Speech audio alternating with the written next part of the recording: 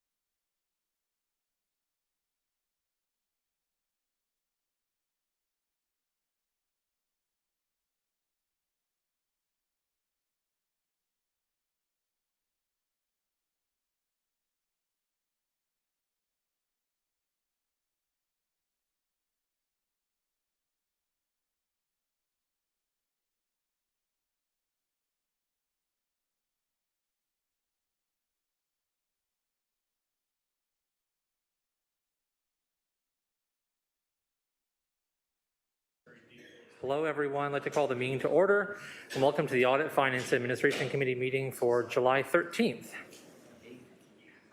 Just a quick reminder that all electronic devices should be switched to a non-audible function. That includes phones that vibrate so loud we can hear them, so make sure those are all turned off. And looking around, we have quorum present with Councillors Beattie, Clark, Maureen Wilson, Taddison, and Spadafora here in the chamber, and no one joining us online. And supporting us from the bench today are GM Carlisle Can, City Manager Jeanette Smith, GM Mike Zagaric, Executive Director Laura Fontana, and the Auditor General, Charles Brown. Clerk Bates, are there any changes to today's agenda? Yes, Chair Crutch, there is one change to the agenda. We have one added item under consent items. Item 9.2, Standards and Approved Products Committee Report, PW 21071A, citywide. And although not a change to the agenda, for item 4.1, the wrong set of minutes were published to the original agenda, and that's been corrected. Also, the presentation for item 8.2 was not published with the agenda. It's been circulated to members in advance of the meeting and will be published to the agenda following the meeting. Thank you very much for that.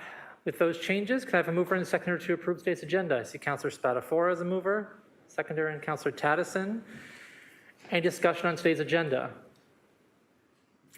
I see no excitement. We'll go to the vote. And the vote's up.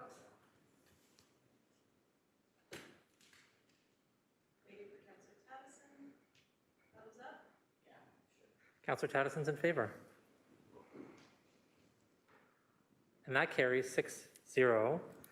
Thank you, everyone. And now we're on to declarations of interest. Are there any declarations of interest for today's meeting? Having a gander, seeing nothing, we'll move on to the next part of our agenda. Item 4, the approval of the minutes of the previous meeting from June 15th. Please have a mover and seconder. Councillor Spadafora to the gate first, seconded by Councillor Taddison. Any discussion on the approval of the minutes from our previous meeting? Seeing none, we will go to the vote. The vote's up.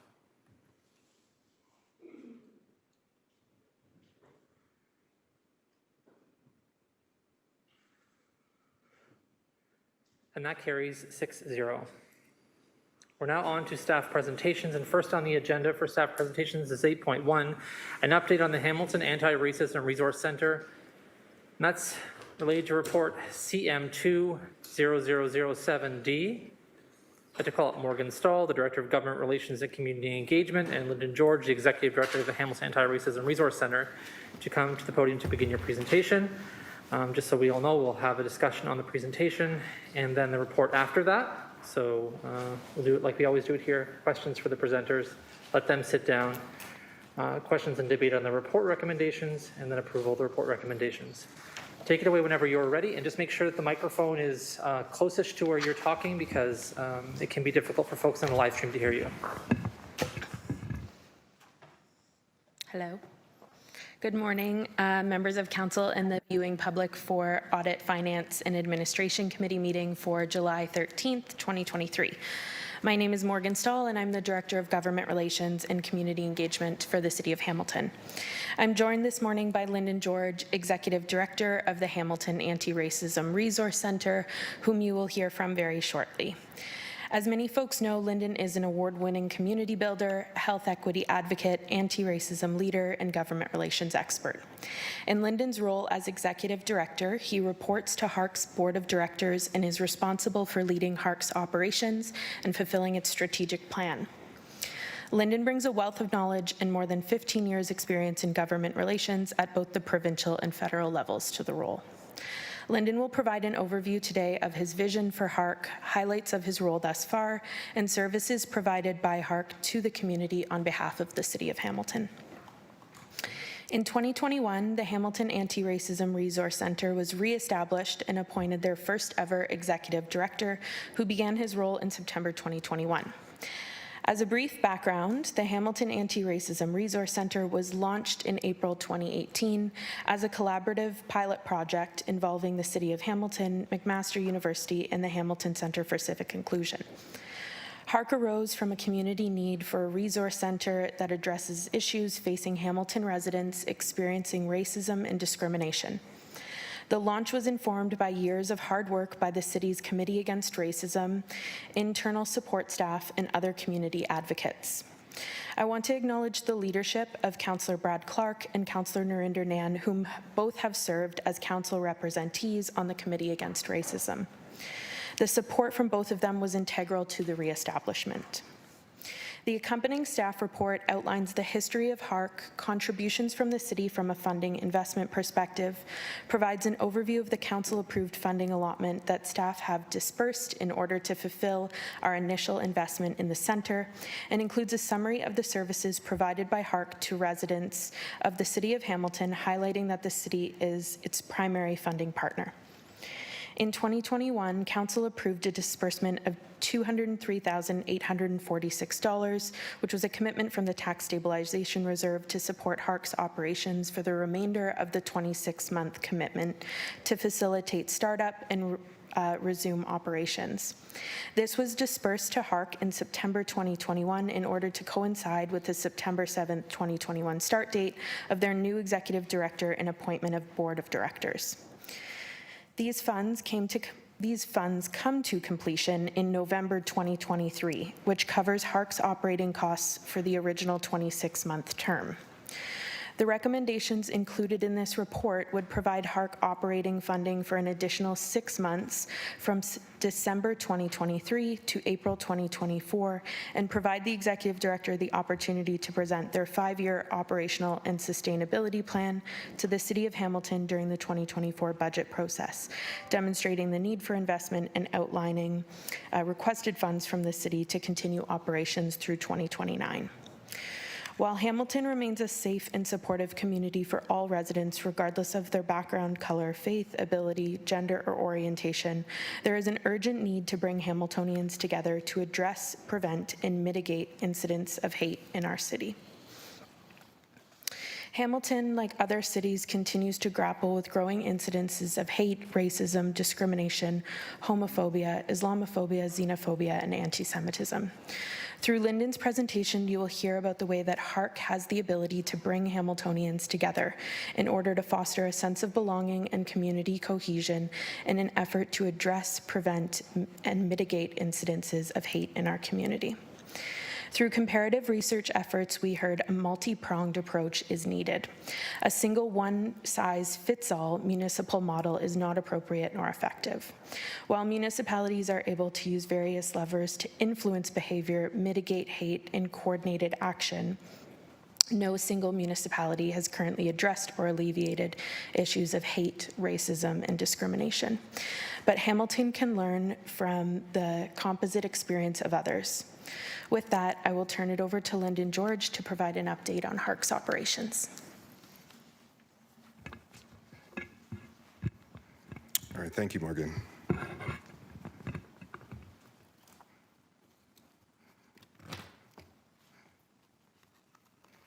Good morning, everyone.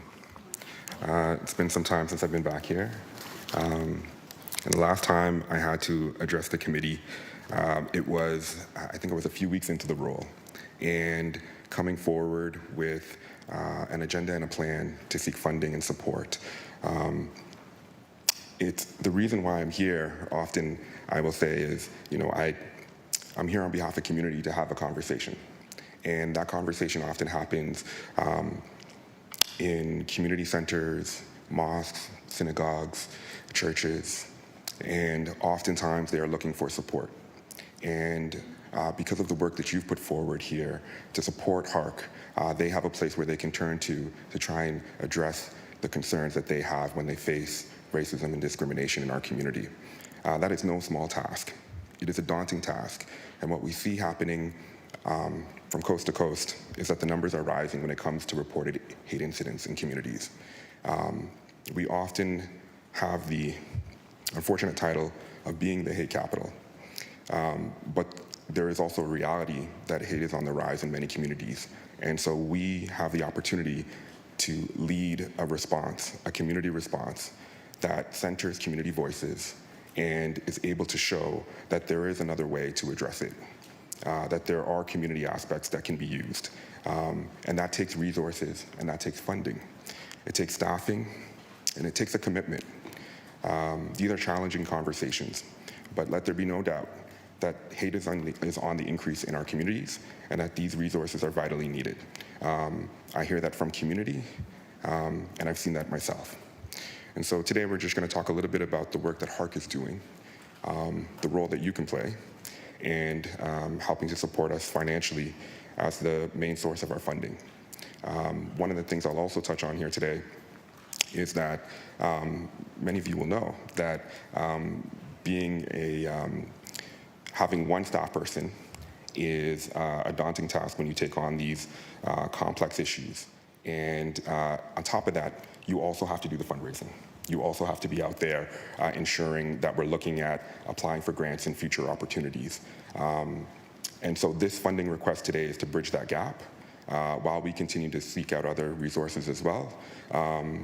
And so your support is needed. So quick overview. Morgan touched a little bit around a bit of the history around HARC, but for the new councillors, this may be the first time that you're seeing a bit of the background information on the timeline, and I think it's really important to kind of highlight. In 2021, the City Council approved HARC's Board of Directors. And so that's not that long ago when you think about where we were on the pause and what had to come next. And Councillor Brad Clark was instrumental in being part of that relaunch of HARC. Not far from here at the David Braley Center, where community came together and talked about what they wanted to see as a part of what the vision of HARC would be when it relaunched. A bit of that was saying we want it to be central. We want it to be in a location where it's accessible. We are now at the corner of King and James, where I like to say is the heart of our community, just steps away from City Hall and accessible amongst transit routes as well. And so that's a key piece. Supportive services. For us to be central and be able to respond to community, being able to work with other community organizations for referral services is something else that we heard. So key insights that we've gotten from the feedback that happened, but also what we're doing now, taking that information and putting it into action. And so I want to connect the two dots about the board. When I came on board in this new role, it was instrumental to have the support that the board was providing.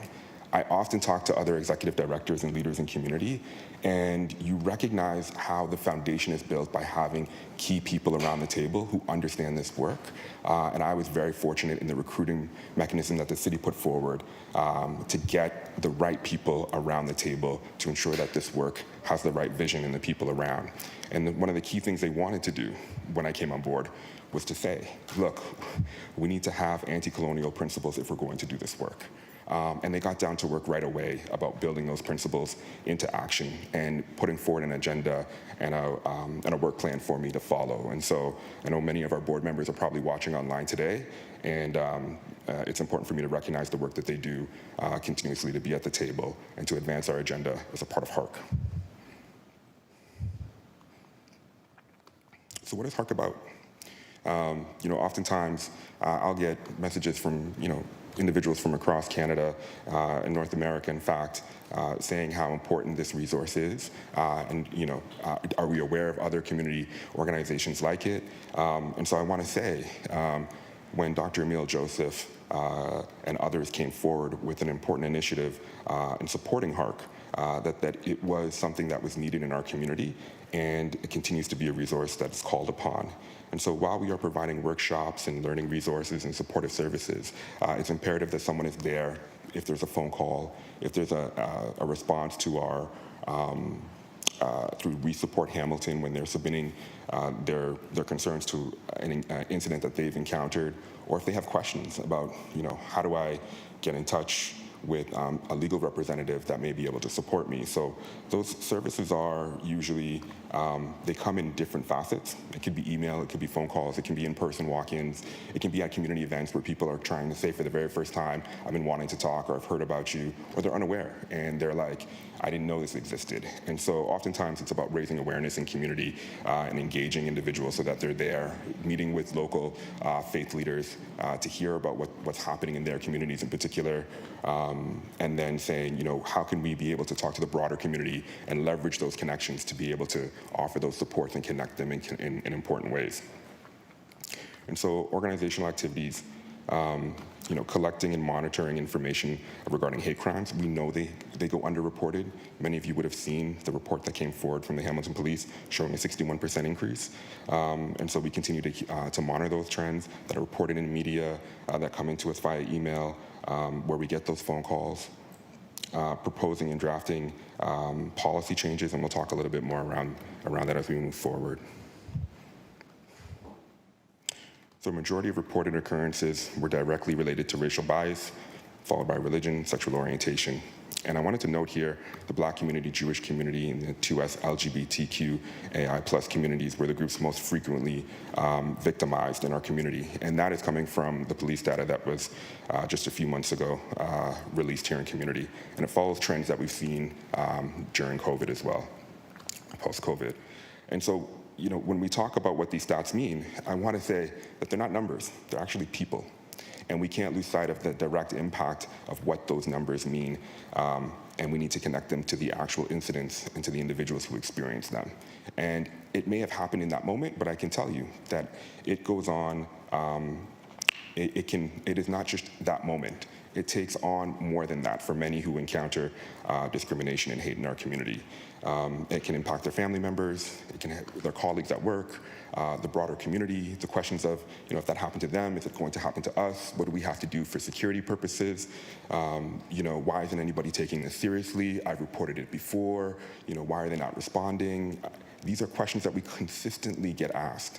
And so when we see that data, there is more to that data than just simply the numbers. And I encourage counselors, when you get these reports, that there are opportunities to ask those probing questions on behalf of members in your community who are experiencing hate and discrimination. Oftentimes, when those moments do occur, they're seeking support for, it may be at the school board, it may be at their community event. And oftentimes we're hearing, okay, well, we've reported it, but we haven't heard anything back. So I encourage you all to take that leadership role. Thank you.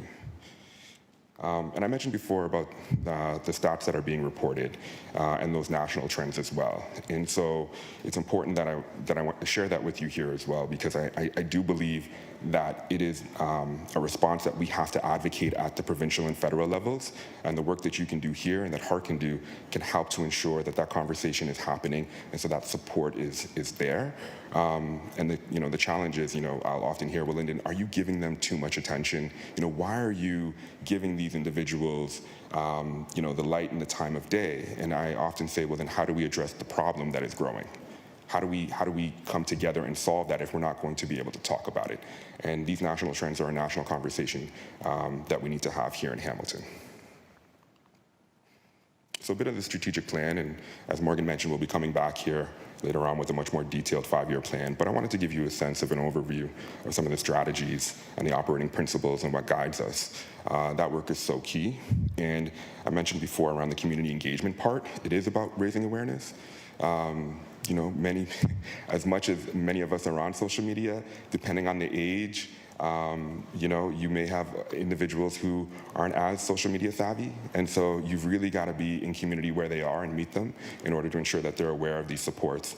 Language services, diversity here, being able to offer services in multiple languages is something that we are having to try to respond to.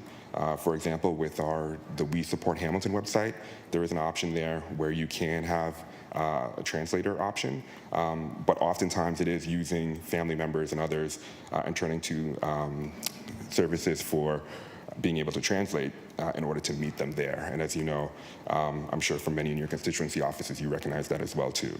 And so the education part, oftentimes we are having to focus on reports that have already been issued, to highlight those issues, to say, see, this is what we've been talking about, and it will continue to happen unless we start to take this matter seriously.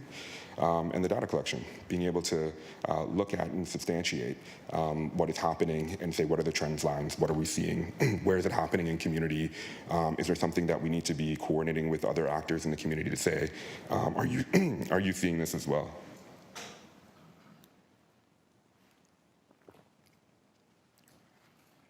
And so the collective impact, supporting Hamilton residents impacted by racism and discrimination, helping to track underreported hate incidents in community. That is a part of, I think, the missing piece that we often don't hear. When we talk about the hate crime reporting that the police came forward with recently, we know that there are relationships in community that sometimes people do not have that trust because of personal experiences, because they're not aware of how to report to police. There are many different things. And so we're often trying to fill that gap in a meaningful way.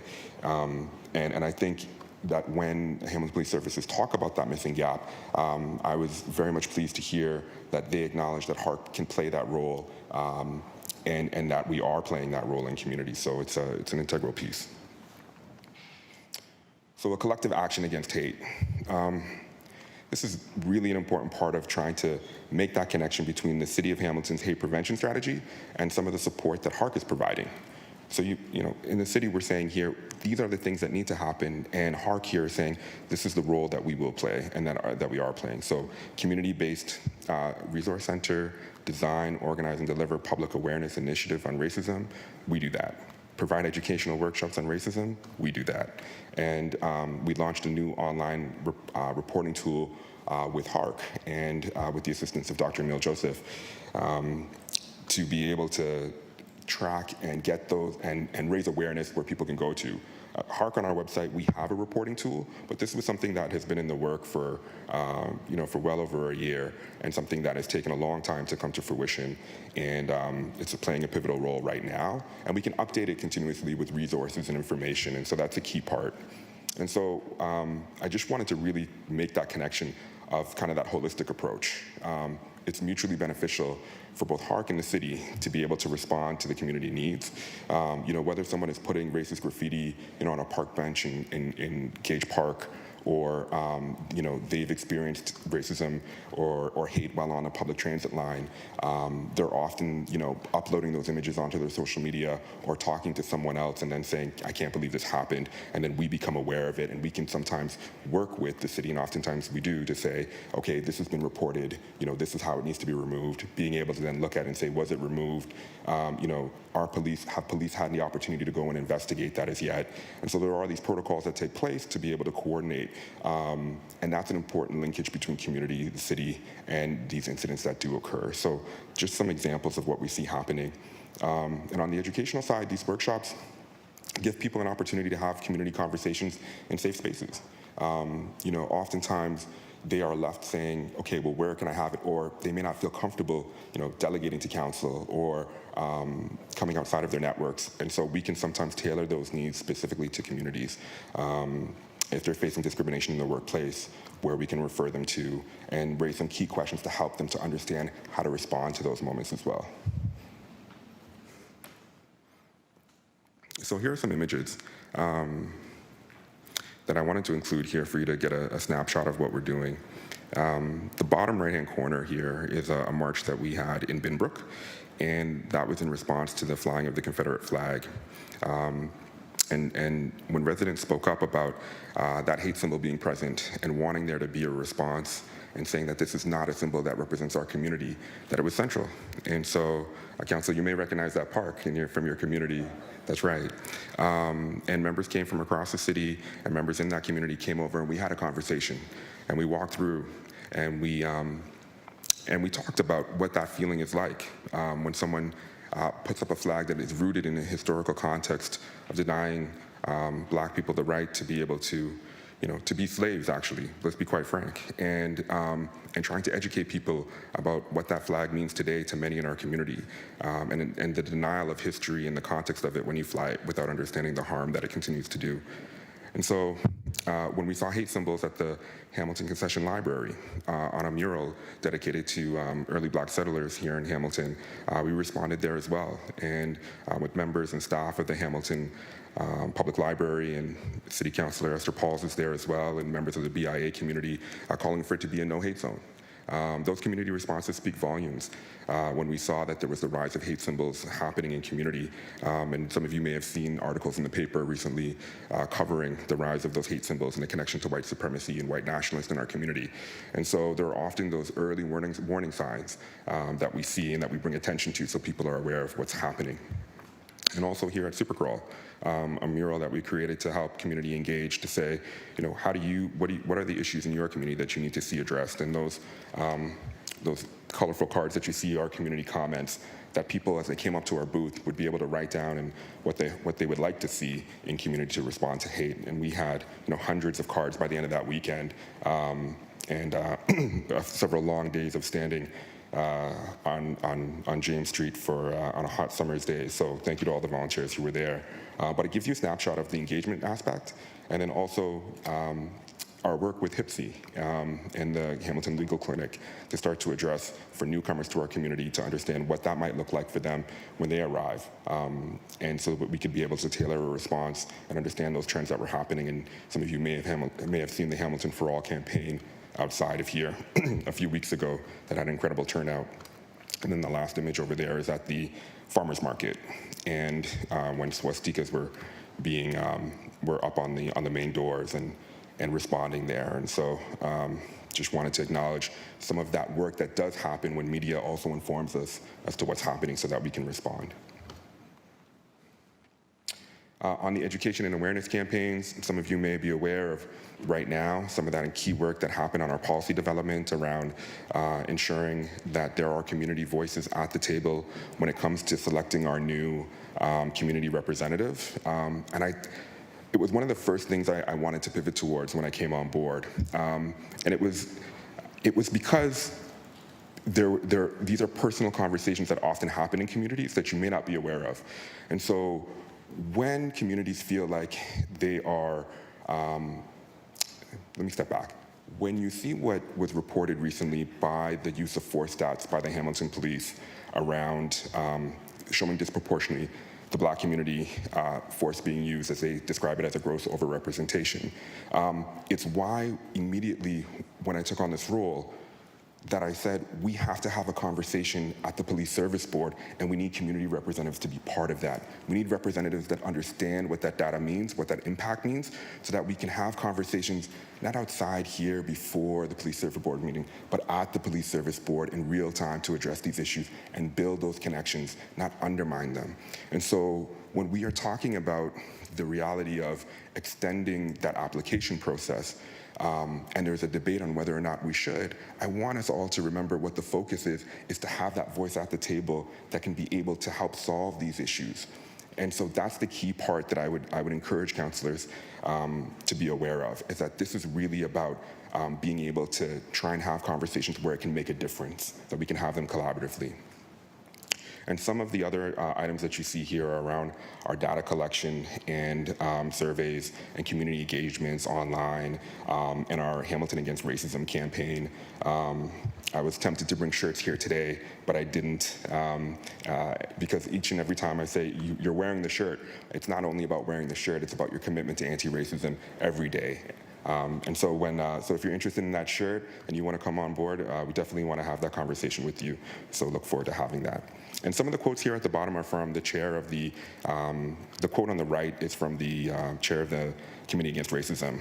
Tamer was instrumental in moving forward the policy development with CAR, HARC, and the city in saying, here are some community perspectives. And so you're seeing that play out in real time, some of the work that we're doing with some of the committees here. Mentioned before about We Support Hamilton, the new reporting tool. I'm sure many of you are aware of it. If you have newsletters or when you engage community, please do share that information with them, with community, to make sure that they're aware of it. And I think it's a vital tool in our community that we need to continue to ensure that community is aware of. And our current focus, raising awareness, as I mentioned, supporting individuals who experience racism, securing operational funding That's something that is integral that, keeps me awake at night when thinking about how are we going to envision that 5-year plan. And developing programming that removes barriers for members in our community and advancing education. And thank you to our funders. We do have support, a 3-year commitment from the Hamilton Community Foundation, which is helping us right now, which is key. We have in-kind support from McMaster University, the space where we have right now, that allows us to also have space to have an office, access to printers, where we can have a bit of a couch where I can sit down and talk to people when they arrive, all key supports that we need, and McMaster has been integral. I apologize to anyone at MAC who's watching today and not seeing their logo. Definitely will correct that for the next presentation, but want to ensure that they're aware of that. And some of the campaigns that we've worked on here with both from the city manager's office and with Morgan as well and her staff regarding Black History Month, the Hamilton for All campaign, and the Hamilton Anti-Toolkit with our allies here with the No Hate and the Hammer group and the Legal Clinic in HIPC. So key operational things that have happened in the last year and a half. And as we continue to reach out to funders at the provincial level, we're not always successful. Those grant applications take place. You wait to hear back, you plan, and then you move on to the next application. And that's something that we're committed to doing. But having that resource here with the foundation and with McMaster is key. And I think it was a part of what we heard when from the city of saying, to go out there and do some of that work to see what other funds you can leverage. We do get resources and funding from our workshops, but the $75,000 that we are asking for today is a pivotal piece to make that bridge for us to be able to come back with in the fall. So thank you, and with that, that concludes my presentation. Thank you very much. We do have a speakers list, and the speakers list will start with Councillor Clark, and then Councillor Maureen Wilson, and then I'll be after Councillor Maureen Wilson. Thank you. Councillor Clark? Thank you, Chair. I'll be brief. I want to thank Lyndon and your team for all the work you've done. It is a remarkable advance in the process to where HARC is today, and I fully support the recommendation that's been brought forward, so thank you very much. Thank you.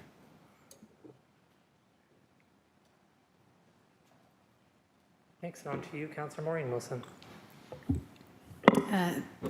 Thank you, Chair. First of all, my apologies to you and to my committee members as I neglected to declare a non-disqualifying interest at the beginning of the agenda. So I'll do that now, first of all.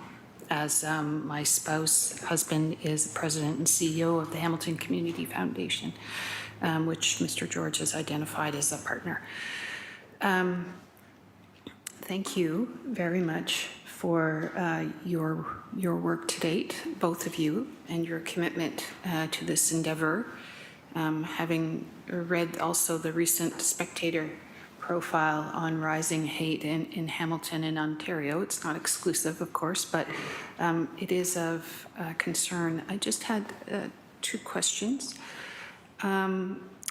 Just making sure I understand the relationship between the reports that you receive and those that are measured as hate by the Hamilton Police Services. First question, the reports that you receive when people, say, walk in or report a hate, is that shared with our city administration, including our city manager and leadership team, including our legal services? Yeah, that's a good question. So there's a bit of confidentiality that we have when individuals do report. We ask them around, what details are they comfortable sharing? And what we try to do is to look at what is it's centered around the voices of those individuals who report. And so if there is graffiti or racist graffiti or incidents that we think need to be addressed immediately, we do bring those matters to their attention to say, this is something that's been reported in community and we need to address it. But there are those cases where it is, we're sensitive to the privacy issues and concerns. So. Thank you. If I could just be more specific in my question, I noted on slide 5, it says 23 incidents targeting people for their sexual orientation or gender identity. Is that a measure, just so I'm clear, that you have acquired through your reporting, or was that a Hamilton Police Service measure? Those were the reports that we had from the police services report. We're working out with the board how we want to approach releasing information moving forward in the interest of community. How do we share that data that moves the conversation forward? And so we're still working on what that community report will look like as we continue to collect information. Okay, thank you. It's an unfair question to, of course, Chair, to speculate why these apparent rise in hate. But I wanted to give you another opportunity to, there is a line out there, if there's a really bad idea, the best thing to counter a really bad idea is a really good idea. I think the really good idea is that we're better on every front when we're inclusive and tolerant and we don't tolerate hate. But I just wanted to know if you wanted to comment on the Spectator series or speculate as to why we're seeing these incidents. Yeah, thank you for that. That's my question.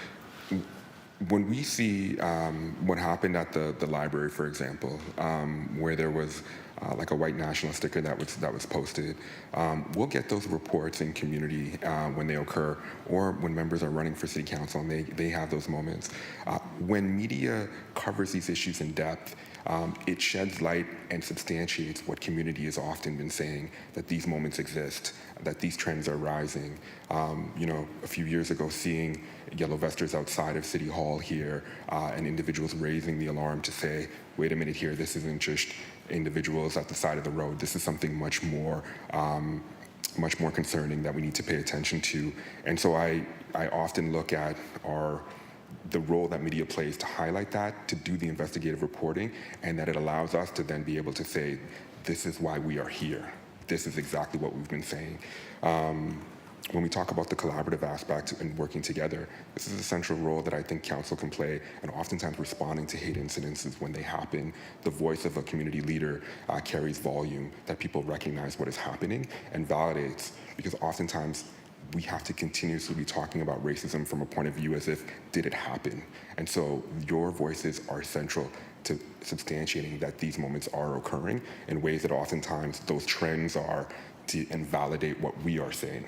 So, oh, those people are saying it again, oh, that's them. And so that's why this is such key when you say about how we can work collaboratively to support each other. Thank you, Chair. And when I was opining about a good idea,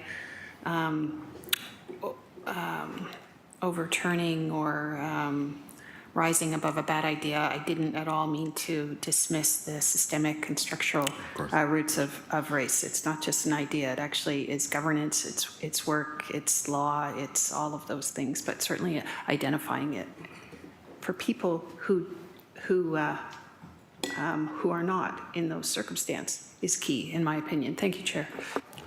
Through the chair, if I may just very quickly speak to the process in Councillor Wilson's first question. So there is something identified through the city's hate prevention mitigation action plan where it's specified that the Office of Government Relations and Community Engagement will play this kind of liaison role with HARC when incidents are reported to them, particularly when things are on city property or there's something that needs to be removed immediately. Let's say it's graffiti that's reported to HARC and it's on a city facility. So we play that role in ensuring that it's reported to the relevant general manager, as well as working through the city manager and the mayor to ensure that the relevant internal staff are notified in order to either get the graffiti down or get the sticker taken down, or ensure that staff within those facilities are adequately trained to respond to those incidences.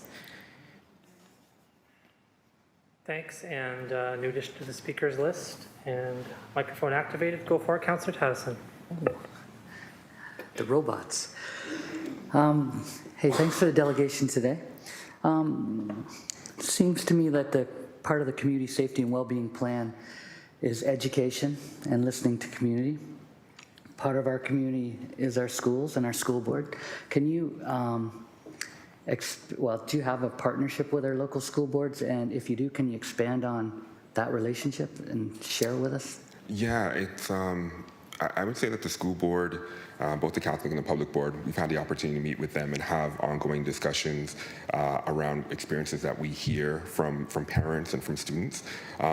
They have committees that, for example, I will sit on with them where we are working collaboratively to hear and understand what's happening.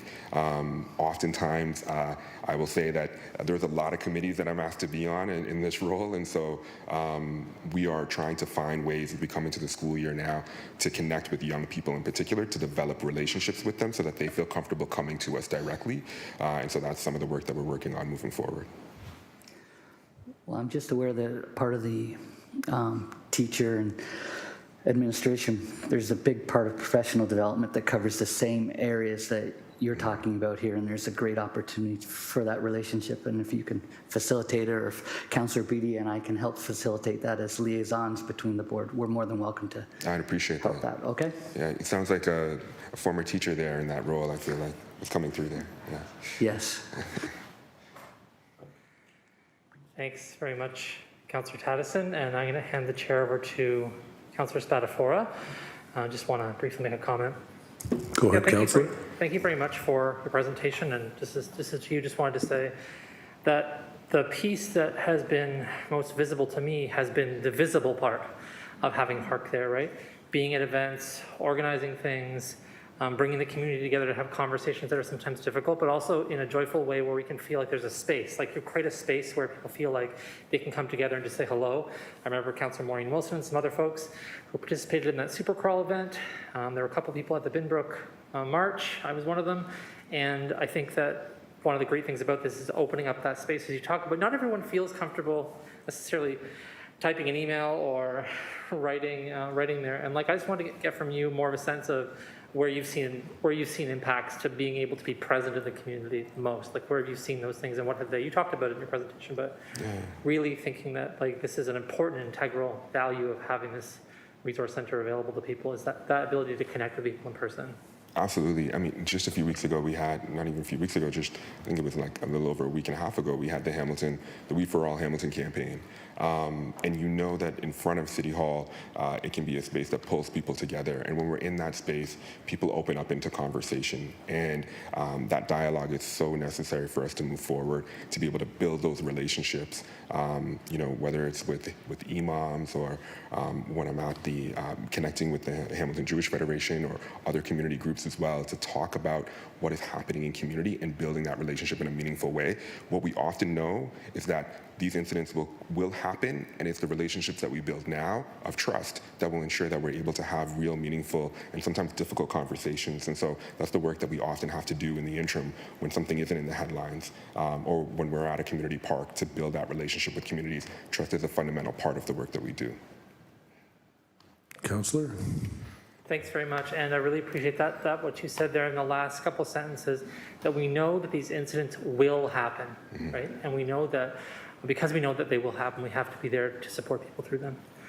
Thanks for that. I'll take the chair back, Councillor Spadafora, and thank you for your presentation. Thank you. We'll now turn to the report if there's any questions on the report before we get to the recommendations.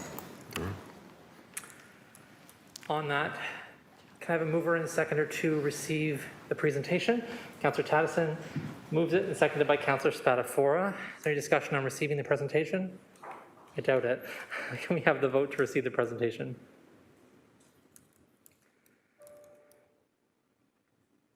It's up.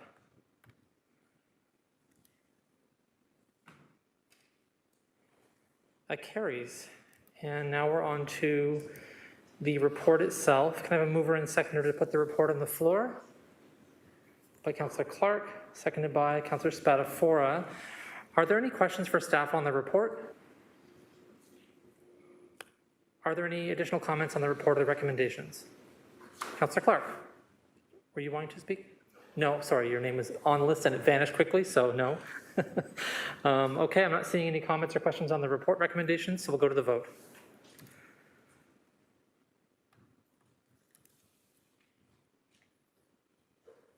That vote's up. That vote carries 6-0, so the recommendations are approved. Thank you very much. And we will now move on to 8.2, the tax and rate operating budgets variance report as of April 30th, 2023, budget control policy transfers, FCS 23063. I'd like to call upon General Manager Mike Sakarik from Finance and Corporate Services to please come to the podium to begin your presentation. And just a heads up for folks, I usually do this and forgot to do it earlier. There are 19-ish slides in the presentation, and we will do it as we do discussions on the presentation, and then we'll go to the report. Whenever you're ready, James Sakarik, take it away. Good morning. Through the chair, just wait as we load the presentation.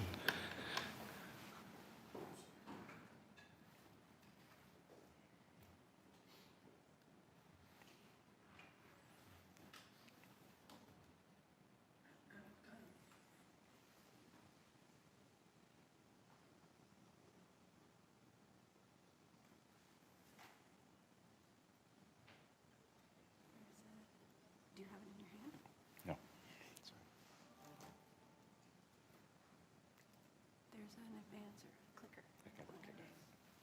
Good morning, through the chair.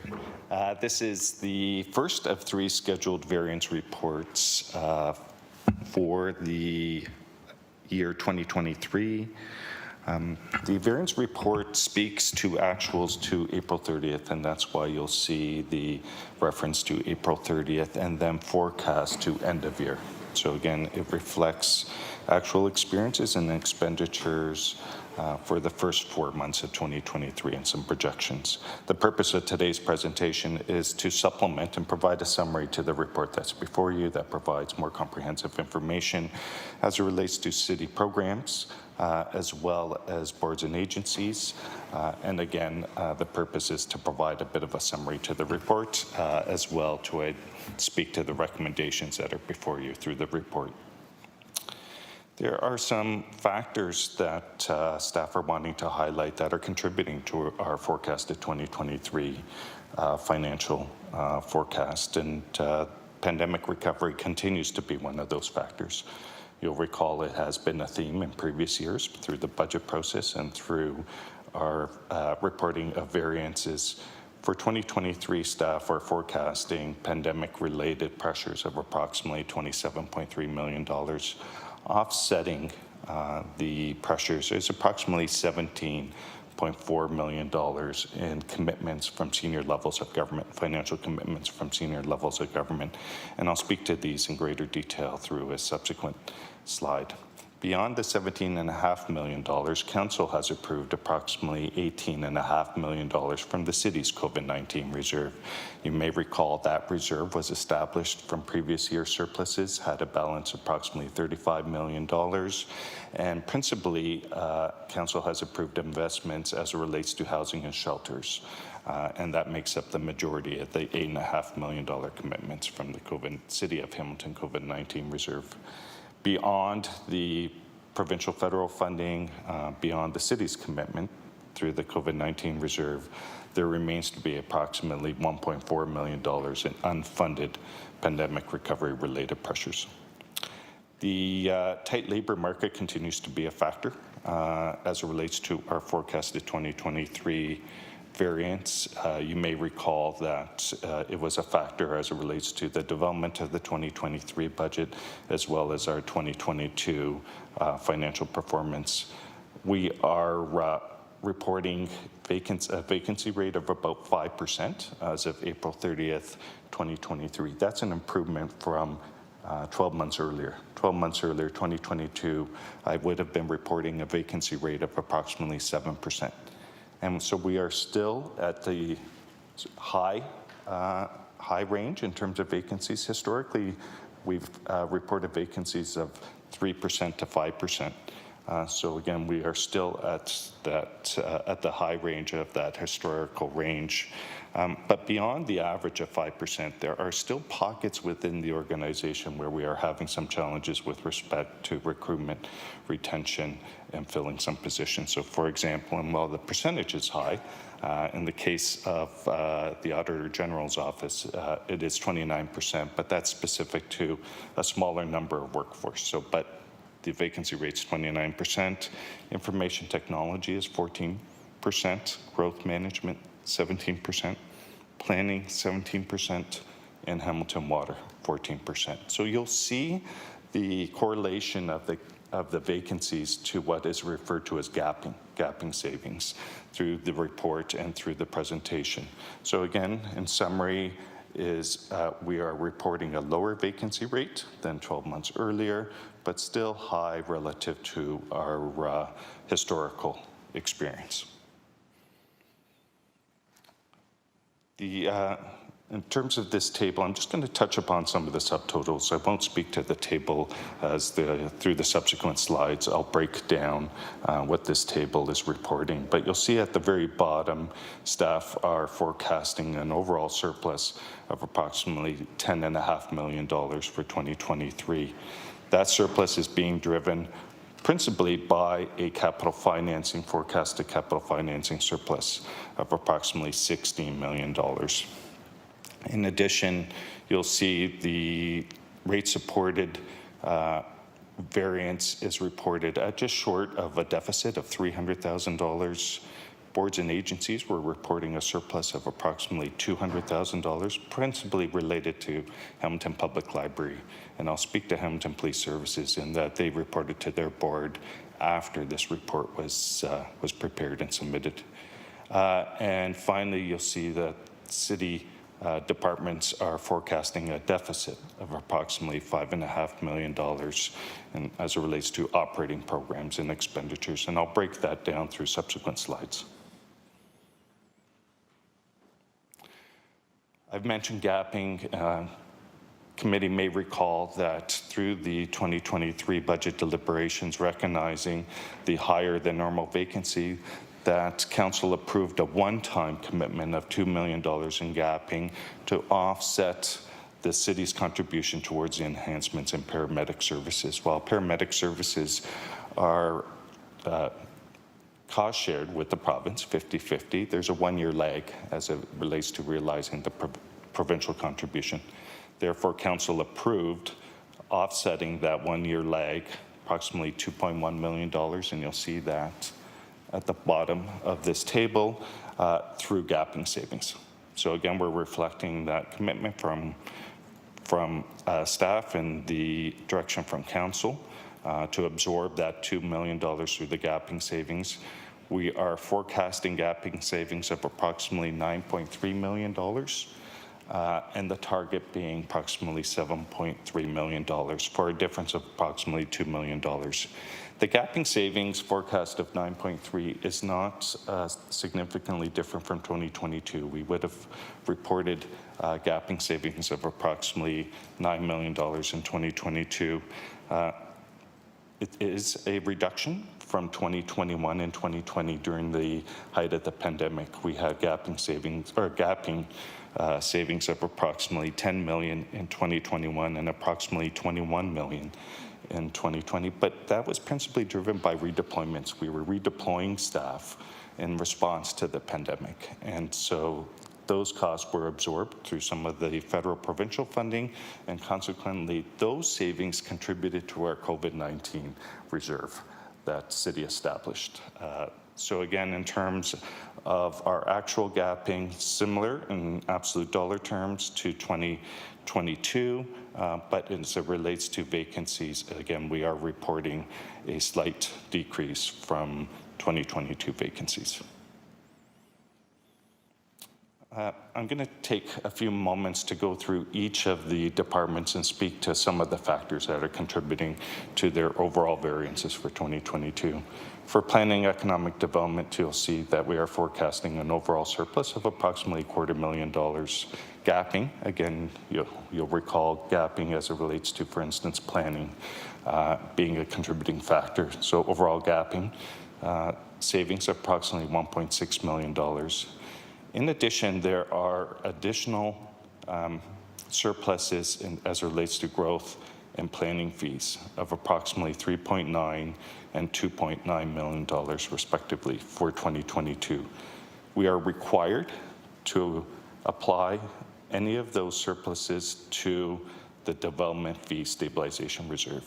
And so what the $250,000 surplus already assumes is those surpluses will be transferred as per the requirement under policy to the Development Fee Stabilization Reserve. What that reserve is intended to do is to be used to draw upon during periods, cycles of changes in development to help to fund staffing levels to ensure that we can retain our talent, our staff. But in addition, we do draw on that reserve, for instance, if there are some extraordinary, for instance, legal activity related to development that we have to draw upon external legal services to support. So from time to time, we do draw upon that reserve. That reserve has a target of about 18 to 24 months as it relates to a balance. The balance is tied to about what the program expenditures would be for a 18 to 24 month period. We have a reserve balance of about $17 million, which represents about 15 months of program expenditures. So we're in the range of just below the range of the target for that reserve balance. Building fees, we're reporting a projected surplus of approximately $1.4 million. That too is required to go to our building reserve. And in addition to those programs, we're projecting a surplus of approximately $135,000 for transportation planning and parking. And one of the principal factors driving that surplus is an increase as it relates to our on-street parking revenues, as well as some processing fees and other revenues. This is a reversal from the past few years, and as it relates to the pandemic and the impact the pandemic had on parking. And as I mentioned previously, that $8 million commitment to the city COVID reserve, we had assumed approximately $1 million for COVID pressures. So this is a positive trend as it relates to our parking revenues. And then in addition is some additional gapping savings of approximately $270,000. Healthy and Safe Communities Housing Services is projecting a deficit of approximately $1.9 million. And this principally relates to a pressure of approximately $4 million in family hotel cost expenditures, which in part are being offset through the reconciliation recoveries of about $2.2 million for housing providers. Each and every year, the city undertakes with our housing providers a reconciliation of actuals versus budget, and the city recovers any surpluses, and that represents approximately $2.2 million of favorable revenues. In addition, you'll see that housing services, we are reporting and capturing approximately $6.7 million in council already approved investment in housing and shelter services. And that $6.7 million is comprised of the commitment for the months of April and May for the Cathedral Women's Shelter. You may recall the need to extend that agreement because of the delay in the Arclet development. In addition, approximately $2.4 million for the Good Shepherd Arclet Shelter programming costs for the period of June to December of this year. And finally, in response to the cold weather, the winter season, is the January to March drop-in program, and that represented $1.5 million. So overall, council has approved approximately $6.7 million in housing and shelter-related investments and drawing upon our COVID-19 reserve to fund those programs. Recreation services are projecting a deficit of approximately $1.2 million. What's contributing to this is some revenue, lower than budgeted revenues in our skate programs, our arena programs, and as well a slower return as it relates to some of the programming that the city offers, as well as some challenges as it relates to the recruitment of recreation staff. The department's projecting a gapping deficit of approximately $200,000. And finally, Hamilton Fire and Hamilton Paramedic Services are projecting a deficit of approximately $800,000. In part, what's driving this deficit for instance, paramedic services having to do some additional cleaning as it relates to their equipment in response to the pandemic. Public Works is projecting a deficit of approximately $3.7 million. Waste Management is projecting a deficit at $2.9 million. What is driving in part is that deficit is escalation factors for contracts, but more specifically, the cost of fuel, natural gas. So contracts are escalated for a number of factors, including fuel and natural gas. Natural gas and fuel is a common theme as it relates to our 2023 variance. And so while staff made some assumptions with respect to escalation factors, the actual escalation in some of the contracts exceeded those assumptions. And that is in part contributing to the deficit in waste management. As well, some declines relative to our assumptions with respect to our commodity, our recycling tonnages. And that too is contributing approximately $1.2 million. Transit is forecasting a deficit of $1.7 million. What's contributing to this principally is lower ridership relative to budget, approximately $3 million in lower ridership revenue relative to budget, approximately 3.5%. It contributes to about a 3.5% lower ridership level relative to what was budgeted. What's offsetting that $3 million in ridership revenues is some savings in our DARTs and taxi script programs, approximately $1.5 million savings in DARTs and approximately $400,000 savings in our taxi script contract, as well as approximately $400,000 in our Presto contractual costs. So overall, a forecasted deficit of approximately $1.7 million. Just to tie back to the pandemic, you may recall is in previous years, the provincial federal governments would have fully offset any pandemic-related pressures, such as the decrease in ridership. We are assuming $2.1 million in commitments that were made in 2022. We have no commitments beyond those commitments. And so we're fully leveraging previous commitments as it relates to our transit restart program. Engineering services is projecting a surplus of approximately $300,000, and that is tied to some additional fees and revenues, including our road cut program. And finally, a gapping surplus of approximately $800,000. Corporate services is forecasting a surplus of $2.4 million. This is principally related to gapping, and this is principally tied to some of our challenges in IT. So as it relates to the $2.4 million gapping surplus, again, that is principally related to some of the challenges we are having in our IT division as it relates to recruitment. In addition, there are some savings in computer software licensing and hardware of approximately $250,000. The city manager's office is projecting a deficit of approximately $380,000. And this is principally related to some of the additional staffing and resources as it relates to the council orientation, requiring some additional staff to support that work, as well as intergovernmental relations, some additional staffing and effort as it relates to intergovernmental relations. Again, we are looking to offset some of these pressures through our overall 2023 year-end financial performance.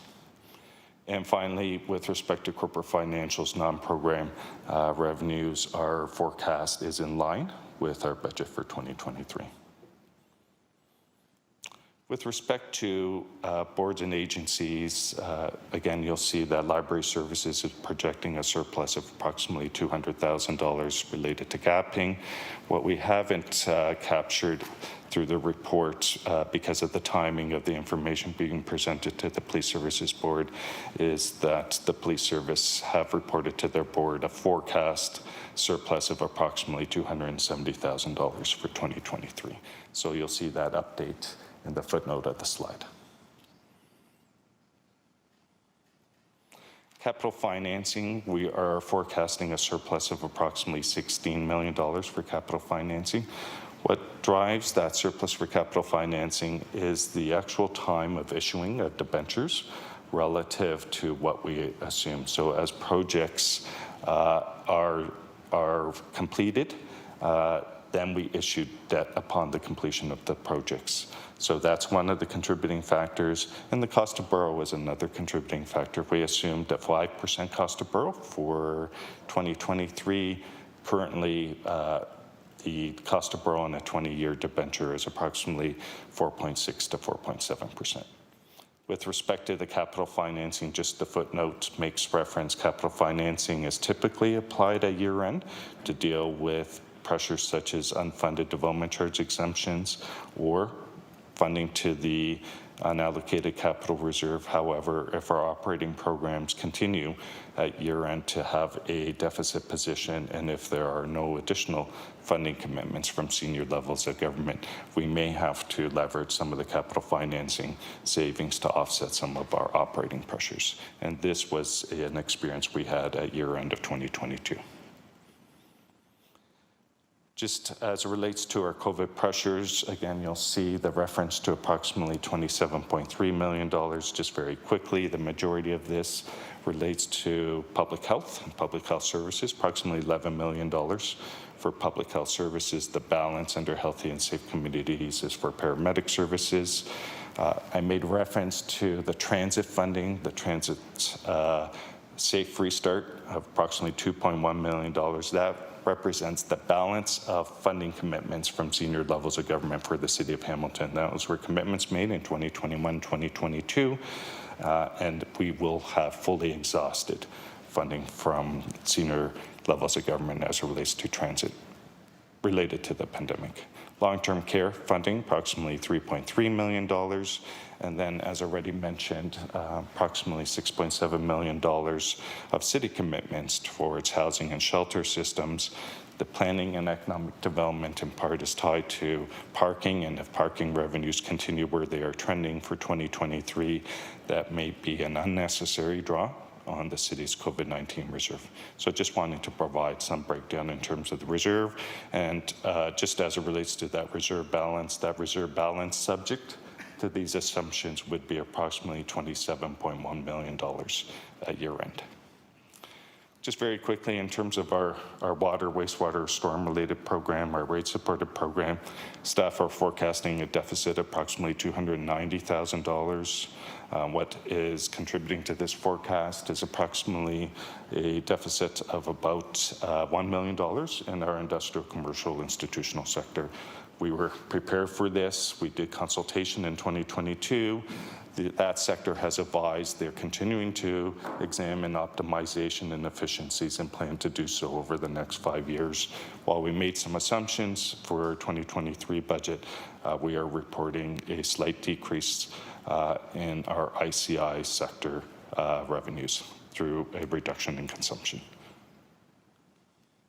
So again, $1 million deficit, again, attributed to our industrial, commercial, institutional, and we continue to monitor with our large water users their forecasted consumption and the changes that they may have as it relates to their manufacturing or consumption of water, wastewater services. With respect to expenditures, staff are reporting a surplus of approximately $700,000. Similar to the tax program, what's contributing to this is capital financing surplus of approximately $3 million, the gapping surplus of just short of $900,000. What's offsetting that is approximately $1.8 million in additional contractual expenditures. So this in part is related to changes in provincial legislation. When the province made changes to local locate programs, that represented a higher level of service as it relates to our contract with the service provider, representing additional pressures of $1.8 million. This is something we'll adjust for in the 2024 budget, but again, what principally drove this is a change in provincial regulations, and as a result, the change in the cost of the contract that the city has as it relates to local locates. Material supplies, we're reporting a forecasted deficit of approximately $500,000, and this relates to operating supplies for water wastewater system, and under building and grounds, a deficit of approximately $900,000. You'll see reference to natural gas. There was a disruption in our digesters, having to take a digester down, and so that represented an increase in having to secure and consume some additional natural gas. And again, that was approximately $900,000. And finally, you have the recommendations before you as it relates to our staff complement control policy, our budget control policy, and as well the policy to extend any contracts beyond the 24 months. And those are reported through Appendixes C through E of the report that's before you. And through the chair, that's the end of my presentation. Happy to answer any questions that committee might have. Thank you, and I see two speakers on the list. First up, Councillor Clark, then I'm after Councillor Clark. Go ahead, Councillor Clark. Thank you, Chair. Thank you, Mr. Zagaric, for the report. I appreciate that. Can I look at page 8, please?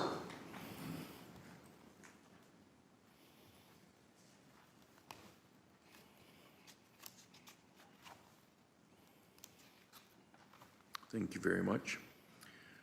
So I'm looking at the housing services projected deficit 1.9 million, totally understandable. But it says 4.1 million in family hotel cost expenditures. So is that expenditures, well, it has to be for 2023, but I thought we weren't using hotels anymore. Through the chair, it's my understanding that we are still using hotels, but to a lesser extent that we were using hotels in previous years. Okay. And I'll take that up with Ms. Burden, but it looks like it's family hotel costs, and no, we have the meeting this afternoon. I'll ask my question there. Thank you. The Hamilton Fire Department at the bottom there, Chair, it says that overtime costs in addition to COVID-19 response costs that are not funded.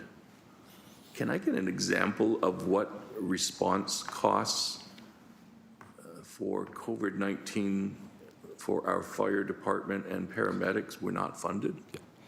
Through the chair, it's more specific to paramedic services, and it's specific to the cleaning of equipment. So as staff are required to do some additional cleaning of the equipment, both the vehicles and the equipment. In previous years, that would have been offset through some federal provincial funding, but we do not have a commitment from senior levels of government for those efforts and those associated costs. So are we assuming those costs just through the ambulance budget, and how does that work with the 50-50? So through the chair, good question. We are assuming the cost through the paramedic services budget. It would be captured in future years, so the councillor understands the relationship. It would be captured, but there's a lag again. Is that 50-50 relationship is based on the previous year's actuals, and so that would likely not be captured until 2024. So to be clear, Chair, these costs will be captured through that 50-50 agreement, regardless if COVID-19 funding can't be used. Yeah. So through the chair, yes.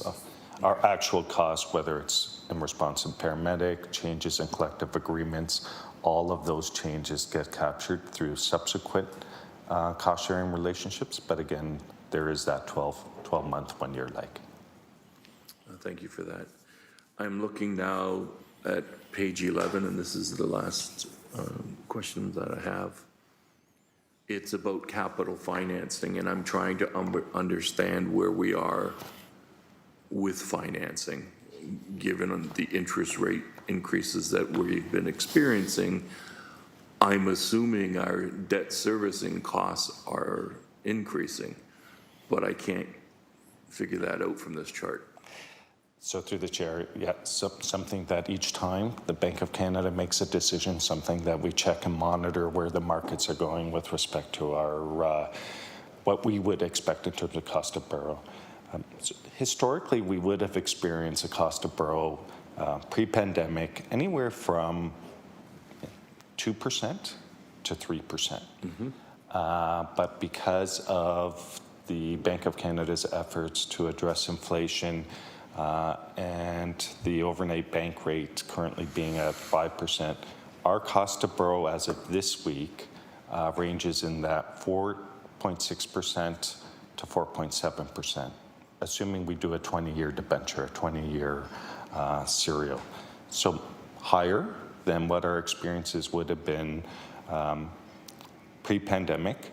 However, we anticipated this as staff. We anticipated that the Bank of Canada would address inflation through some of their reporting and messaging. We assumed 5% cost of borrow for 2023, 5% for 2024, but our assumptions are at 3% beyond 2024, assuming the Bank of Canada is successful and inflation returns back to that 2%, 3% target rate. So what I'm hearing is staff were conservative and predicted the rate increases, and so far we're falling within those rate increase predictions? Yeah, through the chair, we're slightly below. We assume 5%. If we were to issue today, we would be at that 4.7 to 4.6%. That's where we would assume, based on information from financial institutions. However, if in September the Bank of Canada takes an additional effort, it may put us over and above that 5% assumption that we built into the 2023 budget. Yeah, I'm not sure residents of my community would be calling it an effort. Can I ask, Chair, separate from this report, will there be a report coming this year about our debt overall and where we are? What's the projected debt coming? Given all of these interest rate changes, for me, I'd feel comfortable if that's possible. Yeah, through the chair, absolutely. We report annually on our debt policy, and there are a few factors that is going to require council to amend the debt policy, and I won't get into a lot of detail in terms of those, but development charges and development charge debt, we were projecting it to exceed what council had approved as a debt ceiling. And so with the changes on surrounding Bill 23, that's going to make that an even greater challenge in terms of development charge related debt.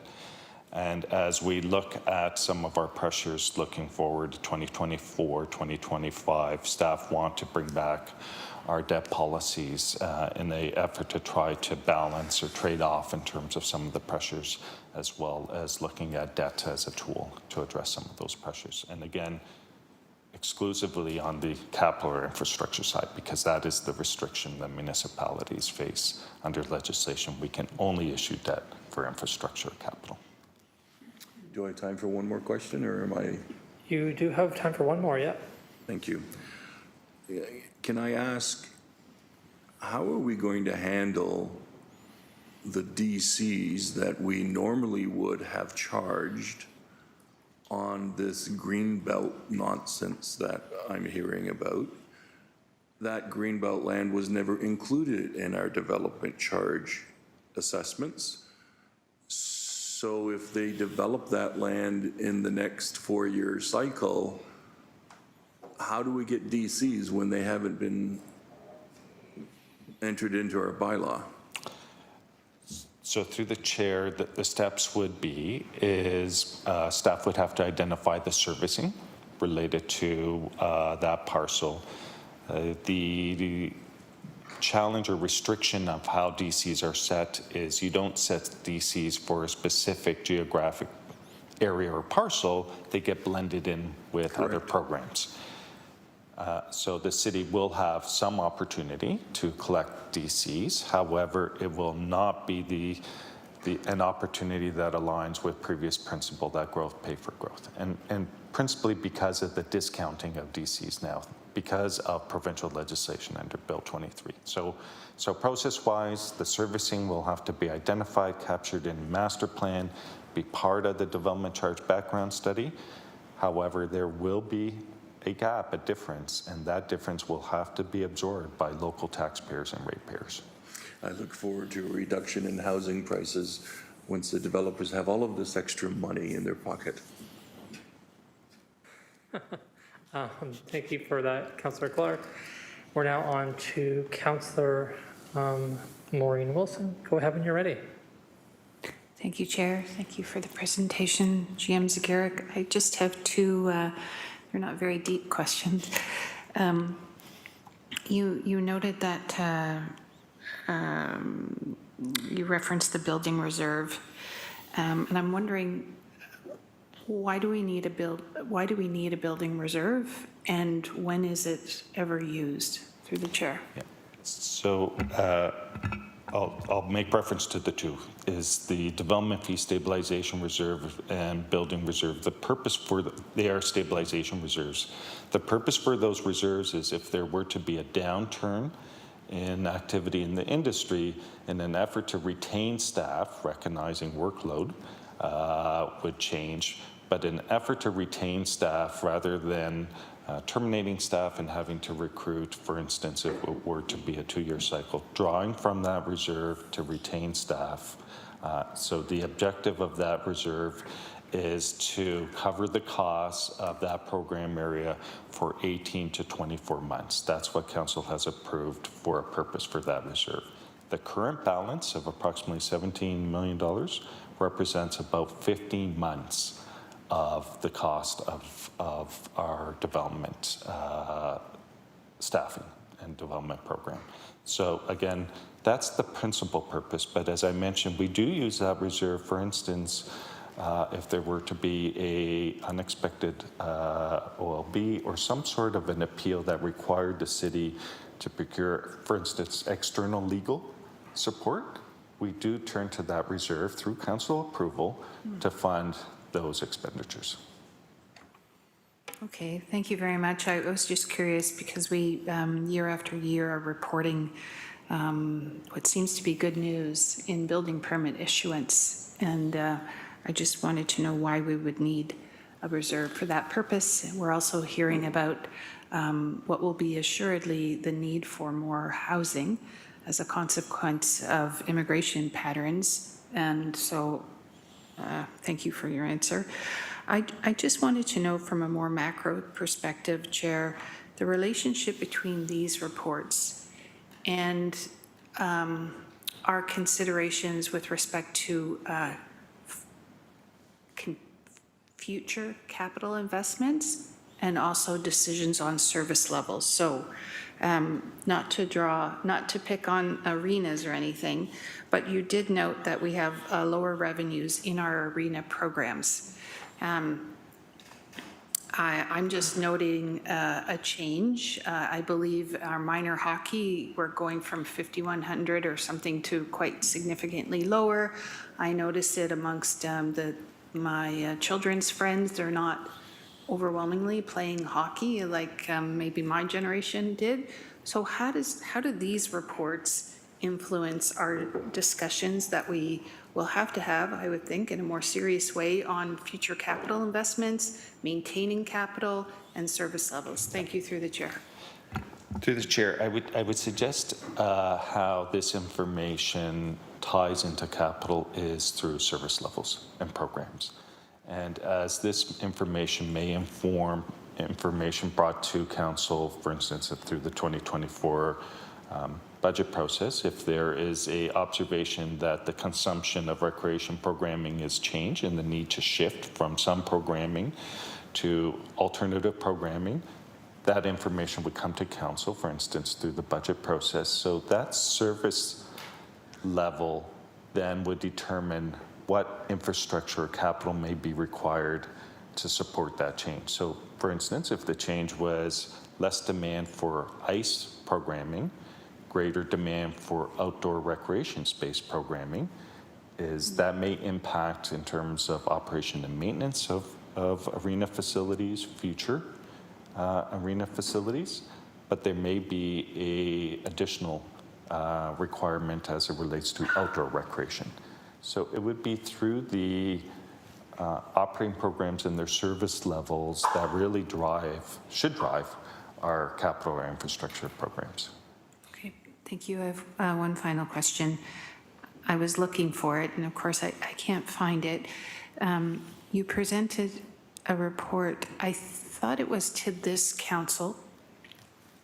It may have been near the end of the previous council, and it was showing a pattern of works completed over the last number of years. And there was a completion rate, for example, in public works of about 76% in 2015. That dipped down to about 47% completion rate not too long ago. And I'm trying to understand the relationship between our gapping savings and works that are having to be pushed out. When they're pushed out, they likely become more expensive with rising interest rates, a shortage of human resources. What is the relationship now between our inability to fill those seats and our work completion? That's my final question. Thank you. So through the chair, I'll start. I'll ask Director McMullen if he can speak to the timing for our capital variance report and works in progress. That is the report that Councillor Wilson is referring to. I'll start, and I'm not sure if GM wants to expand. With respect to any changes, and we saw this, we reported this as it relates to 2022, there would be two factors as it relates to any changes as it relates to our completion rate for capital projects. One may be tied to gapping variances, ability to proceed with projects because of a lack of, for instance, project managers or other talent. It could be driven in part by the marketplace, where we are having challenges in securing vendors, and it could be as well tied to the cost of projects relative to budget. In 2022, we had to defer some projects because the bid prices far exceeded the budget. So those are contributing factors. But if there's a change where completion rates are lagging, that too is contributing to that capital financing, the $16 million capital financing saving, because if projects are not complete, we aren't issuing the debt. Now, in terms of time periods, I wish I had a crystal ball to say in the future things may be better. I'm hoping that the cost to borrow in the future will be better. It won't be as high as 5%. But again, I don't have that crystal ball. So I'll ask Director McMullen if he has a sense what the timing of the capital variance report would be. And happy if anyone else just wants to expand on that answer. Yeah, so through the chair, Brian McMullen, Director of Financial Planning, Administration and Policy and Corporate Services. So we do 3 capital status reports every year. The year-end one would be submitted around April every year, and then we do a June 30th and a September 30th. And lately we've changed that into a communication update. We used to have a capital project work in progress subcommittee, and that was disbanded. So those reports, those status reports, and a capital closing report are sent out probably within a month and a half after those dates. So the June 30th should come out in August, and then the September 30th likely comes out in closer to November. Thank you very much. And now we're on to Councillor Mike Spatafora. Thank you, Chair. GM Zager, just a couple of questions. I'm going to go back to the building reserve. So I think you said 17 million. Was that the DC reserve or the building reserve? I believe 17 million is our development fee stabilization reserve. Maybe if we can. Sorry. I'll ask staff if they know what the balance in the building reserve is. And as staff are looking for that, just to expand on Councillor Wilson's question with respect to these reserves, the building reserve, what Council had approved is giving the delegated authority to the General Manager of Planning. If there's a cycle that requires additional building staff because of a peak, that the general manager has the authority to leverage that reserve and to recruit in order to deliver that service level. And so that reserve, unlike the development fee reserve, that reserve allows the general manager of planning economic development to draw on it to align with the expected service level if it requires additional resourcing.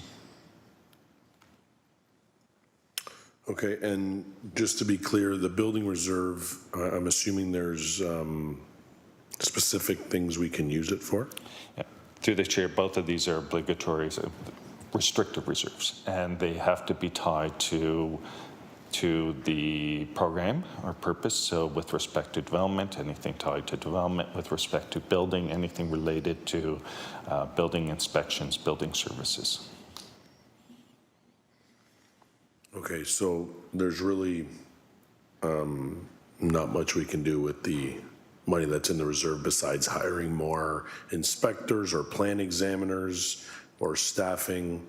So we'll have 17 or 18 million dollars, let's just use that number, that we cannot use. And then we'll have other areas where we need money to do stuff. Because I mean, when you look at it seems like our building department does really well. I think we're on pace for another record year with the staff that we have. And by the sounds of it, I don't think it's going to be slowing down from a building perspective. And if we do, that'll probably help a little bit because we'll have probably quicker turnaround times on permits because we'll have less permits to review. But you're telling me that money is really not something we can use for anything else. That's really where I'm going with this, because I'm just trying to understand what we're ever going to be able to do with that money if we don't need staff. Yeah. So through the chair, there are restrictions with respect to how those revenues, those proceeds can be applied. We do try to leverage them as broadly as we can. So for example, the technology, the accommodations required for those staff, we do leverage those fees to fund those costs rather than turning to taxpayers for those costs. The example of external legal where, unexpected and some extraordinary cases, we do turn to the development fee stabilization for that purpose.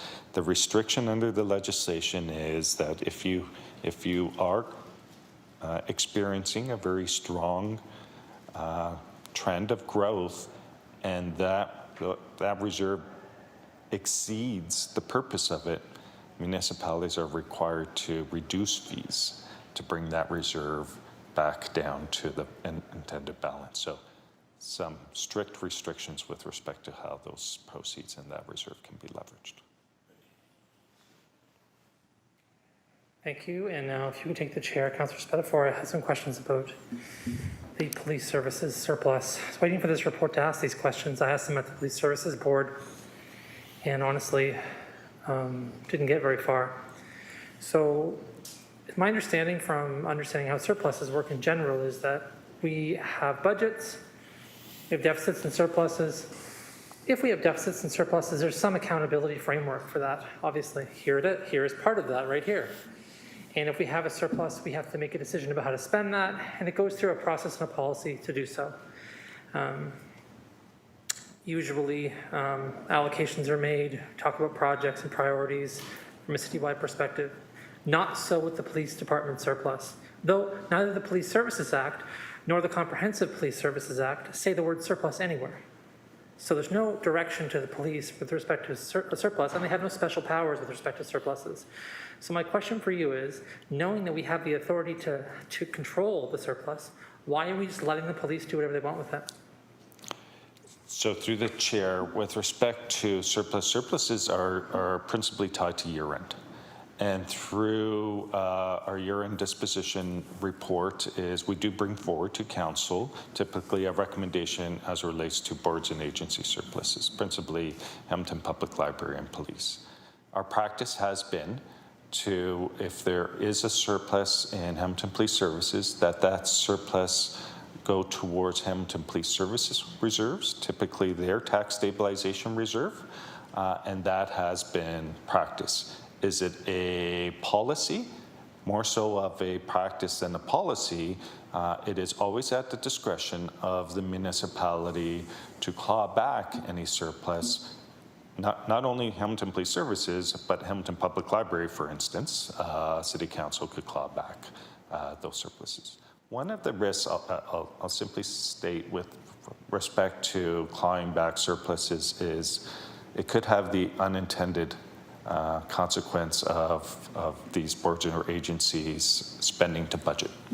And so that is always a potential risk in that if those surpluses don't return back to the respective agencies, there could be a unintended consequence where those funds are expended and maybe not in the most efficient way.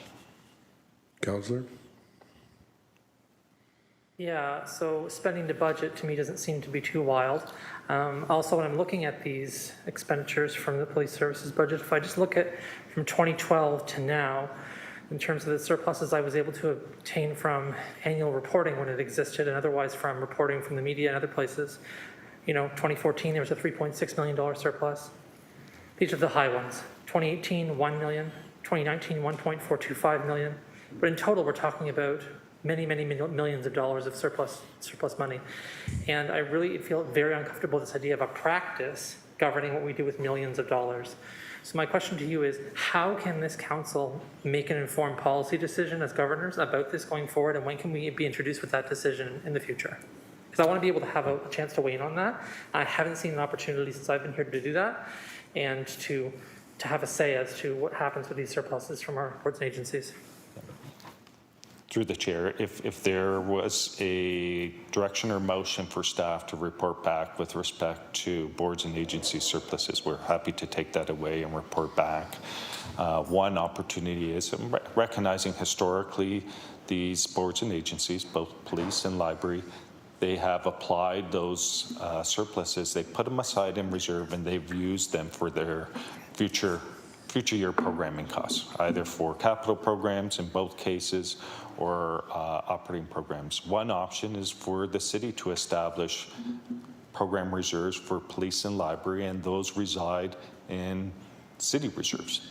And then those agencies would have to come to the city and request transfers from those reserves. So again, if there were to be direction and motion, we're happy to take that away and look at best practices with respect to policies for external boards and agencies and the establishment of reserves and the use of reserves as it relates to year-end surpluses and deficits in both situations. Fair enough, and not to spend our time here trying to wordsmith that today, but here's my notice. I'll put that motion forward at the next Audit, Finance, and Administration Committee that we do that, if this is the appropriate venue for which to do so. I'll put that motion forward with respect to having a best practices developed for policy. Thanks for that. It's very helpful to have that explained, because I do think this is a very gray area with respect to surpluses, and I know, in having reviewed the reports from police, I know what they're spending the money on, and they are sometimes, as you suggest, gone to reserve and spent on capital projects, and other times not, right? And so I think that those end up being unbudgeted expenses that arbitrarily the police board is then deciding on what to do with. And we're talking again about millions and millions of dollars. The police board is just adjudicating, being like, well, we're going to spend it on this thing, we're going to spend it on this program, and it's just happening very quickly in year, rather than happening through the budget process that everybody else has to go through. So I think that's an important point. I'll leave it there. Thanks for your time. I'll take the chair back.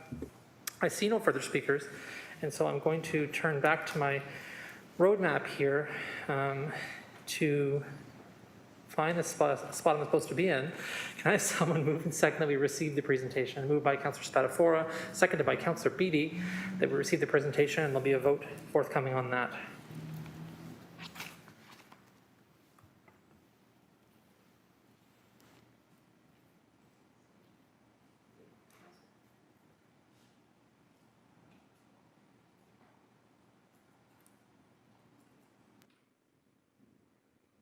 And that's carried.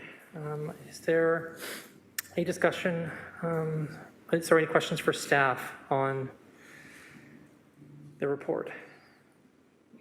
But first, yes, pardon me, sorry. We need a mover and seconder first to put the report on the floor itself. Moved by Councillor Tadison, seconded by Councillor Spatafora.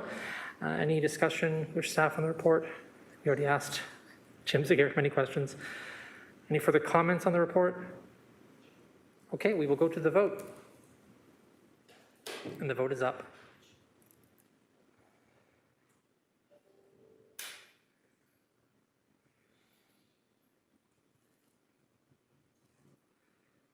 And that vote carries 6-0, so the recommendations have been, and the report have been adopted.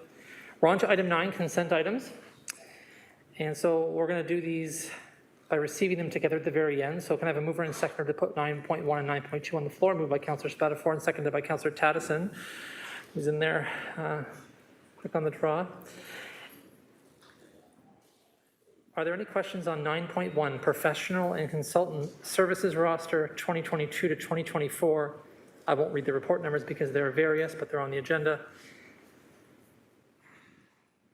Not seeing questions. Any questions on 9.2, standards and approved products committee report, P1, PW even, 21071A, citywide? Councillor Spatafora, if you would take the chair, I have a question about this. Go ahead, Councillor. Thanks. So, if I understand this correctly, this is I think I read it, so I think I understand it. It's a committee made up of several departments from city staff about materials and products and those kinds of things that they're used and standards with respect to those products, and I read the rationale. My question is why we don't have somebody from the Office of Climate Change Initiatives on this committee. Who's looking to take this one on? Or if there are any plans to do so. GM Can? Through the chair to the Councillor Carlisle Can, General Manager of Public Works. Without a doubt, this committee's been established probably prior to the Office of Climate Change Engagement. We do work very closely with the Office of Climate Change. We have a climate change associate, I guess, within Public Works, and we bridge the corporate strategic direction coming out of there.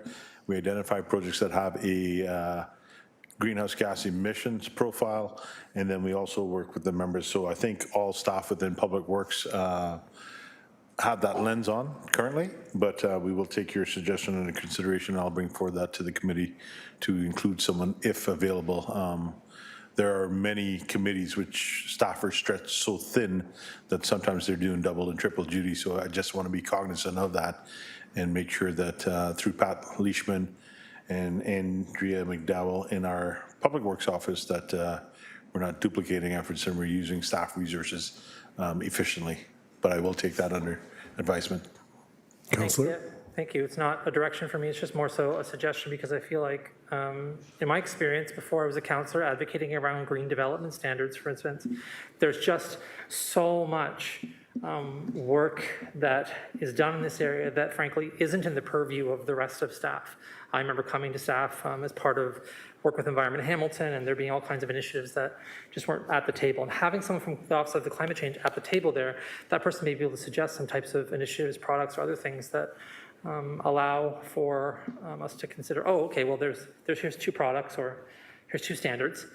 They're relatively equal. This standard or this product is going to do a lot better for our local environment. It's going to help us in some meaningful way.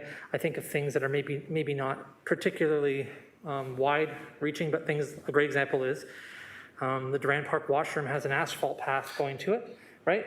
And I'm sure the standard of the asphalt is something that's important. However, there are many other things that could have been done there. And I think that have we have an alternate standard or a green development alternate in some of these things might be helpful. Even the conversation yesterday about the rubber parks versus the wooden chips, right? Again, like those products are different products. And again, I think having that discussion or opening up the discussion to the Office of Climate Change would be useful. I'll leave it there. Thank you for considering that. I'll take the chair back now, and I see no further speakers on this, so we will go to the vote to receive consent items 9.1 and 9.2.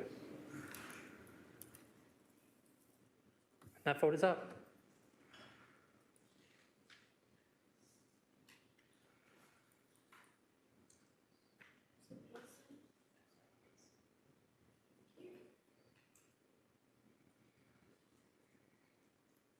That gets carried 6-0. And we're on to discussion items. And there are 3 items. 10.1 is first, the Halton Water Supply Amending Agreement, PW 23050. May I have a mover and seconder to put this report on the floor? So Councillor Spatafora and then Councillor Taddison. On today's dynamic duo for moving and seconding. Are there any questions on staff for this report? Any comments or debate on the report? Okay, not seeing any. We'll have a vote.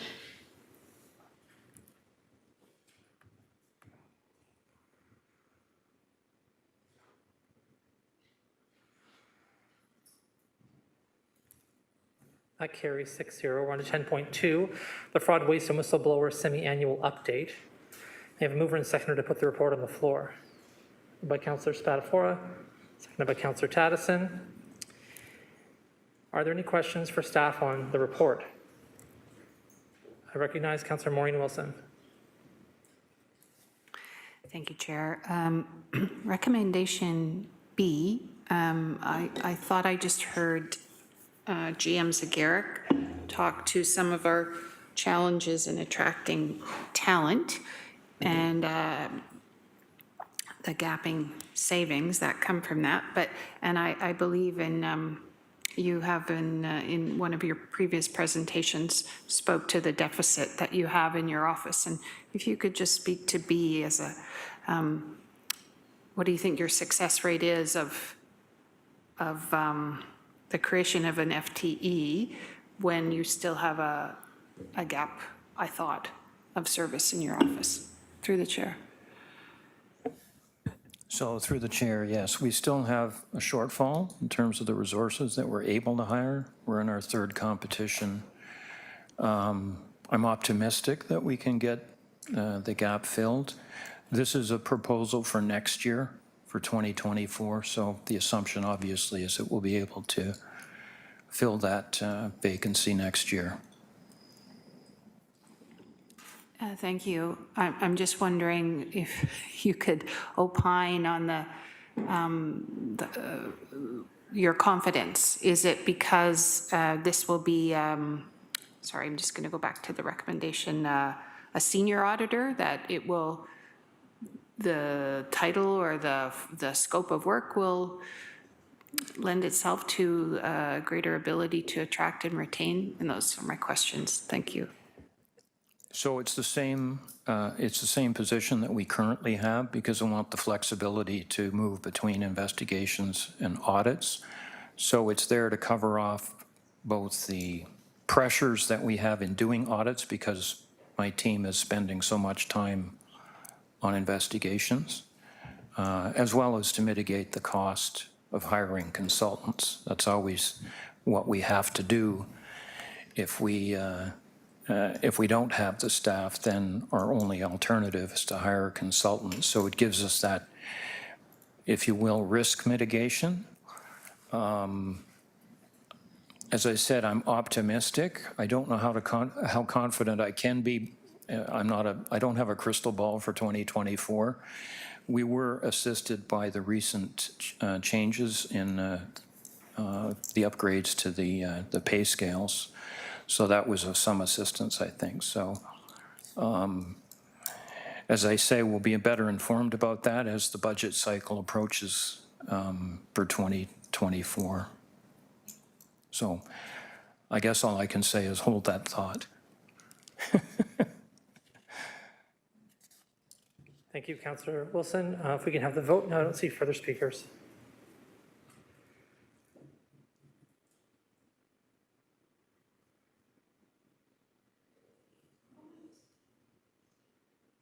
The vote is up.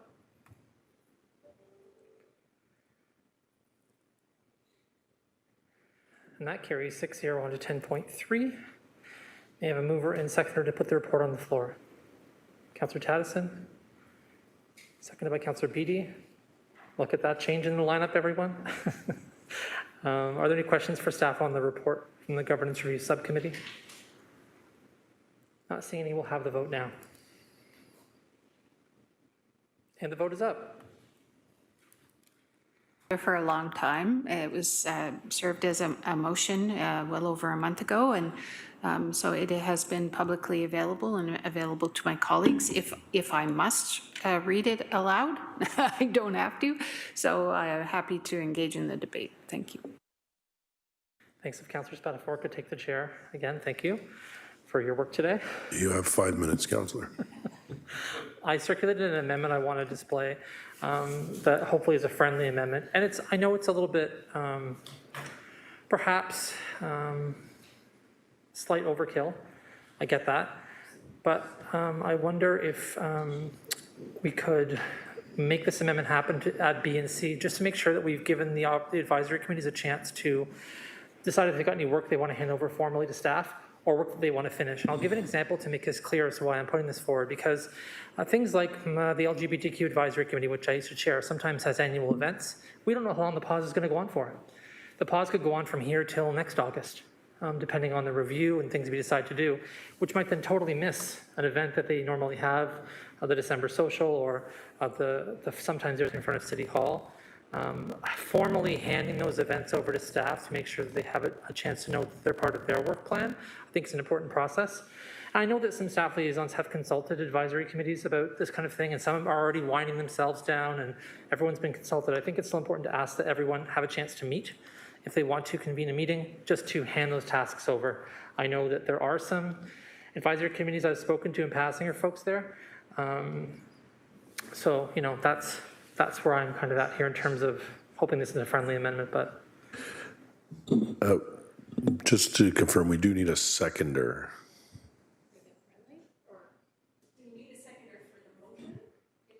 Oh, it is, it's me. Pardon me, do we have I don't believe a seconder was announced for the motion? Was, I announced it was me, Did yeah. you say that out loud in I the did. meeting? Okay, thank you. Yeah, if it's a friendly amendment, hopefully. We do have that prepared. Already winding themselves down, and everyone's been consulted. I think it's still important to ask that everyone have a chance to meet. Order. We have two Councillor Crutches talking. Order, please. That's Councillor Crutch's robot voice.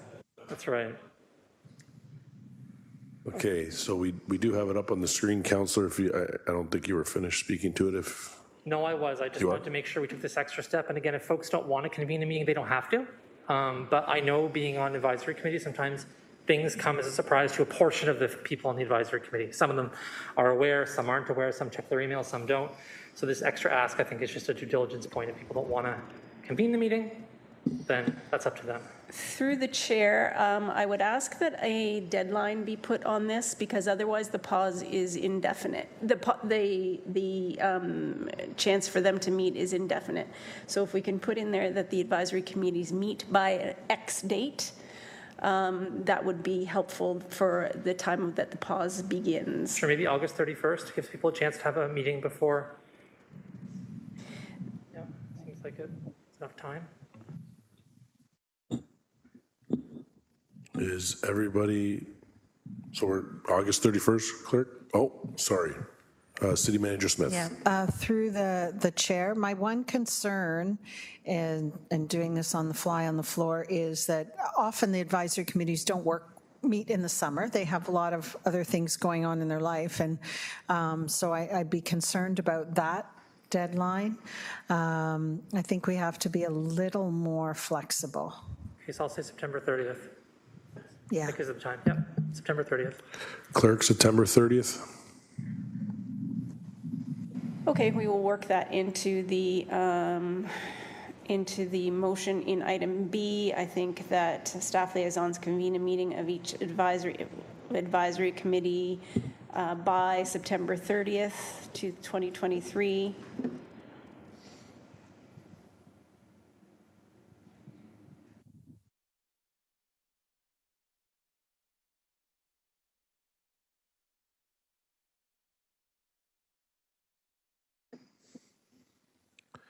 Okay. Councillor Clark on the amendment? So I'm trying to understand why we would pause the committee work while we're doing the review. Can someone help me with that? Why can't the advisory committees continue to function while we're conducting a review? Councillor Wilson? Sorry, point of order before we sorry. get there. Just that, could we do the amendment, which doesn't touch on that at all, before we get to that? That's all I was going to ask. Because the amendment doesn't touch on the pause itself. The pause is the main motion. You're setting the date here, Mr. Chairman. It's most pertinent to the amendment.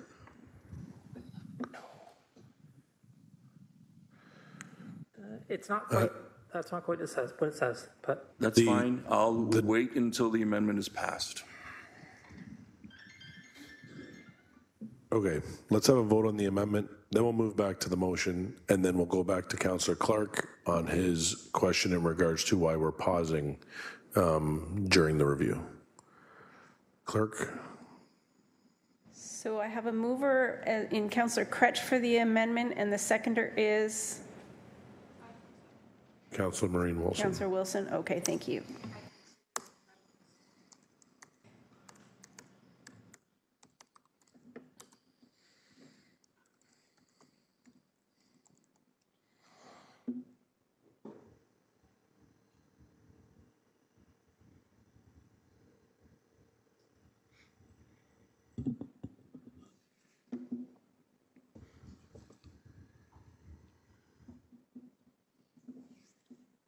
Votes up.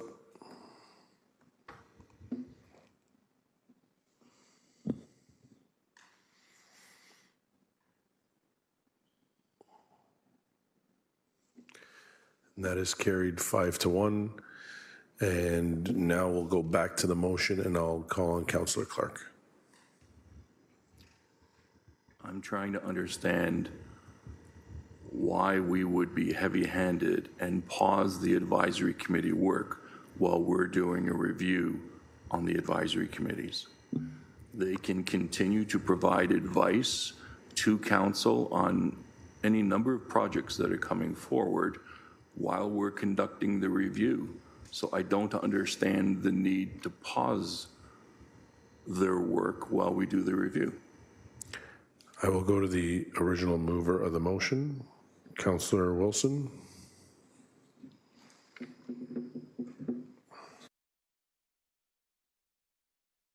Thank you. I'm not sure if I have an answer that will satisfy the question. It's a good one, and I think it's sort of inherent to the motion itself. I think all of my colleagues in the organization is leaning in to engagement.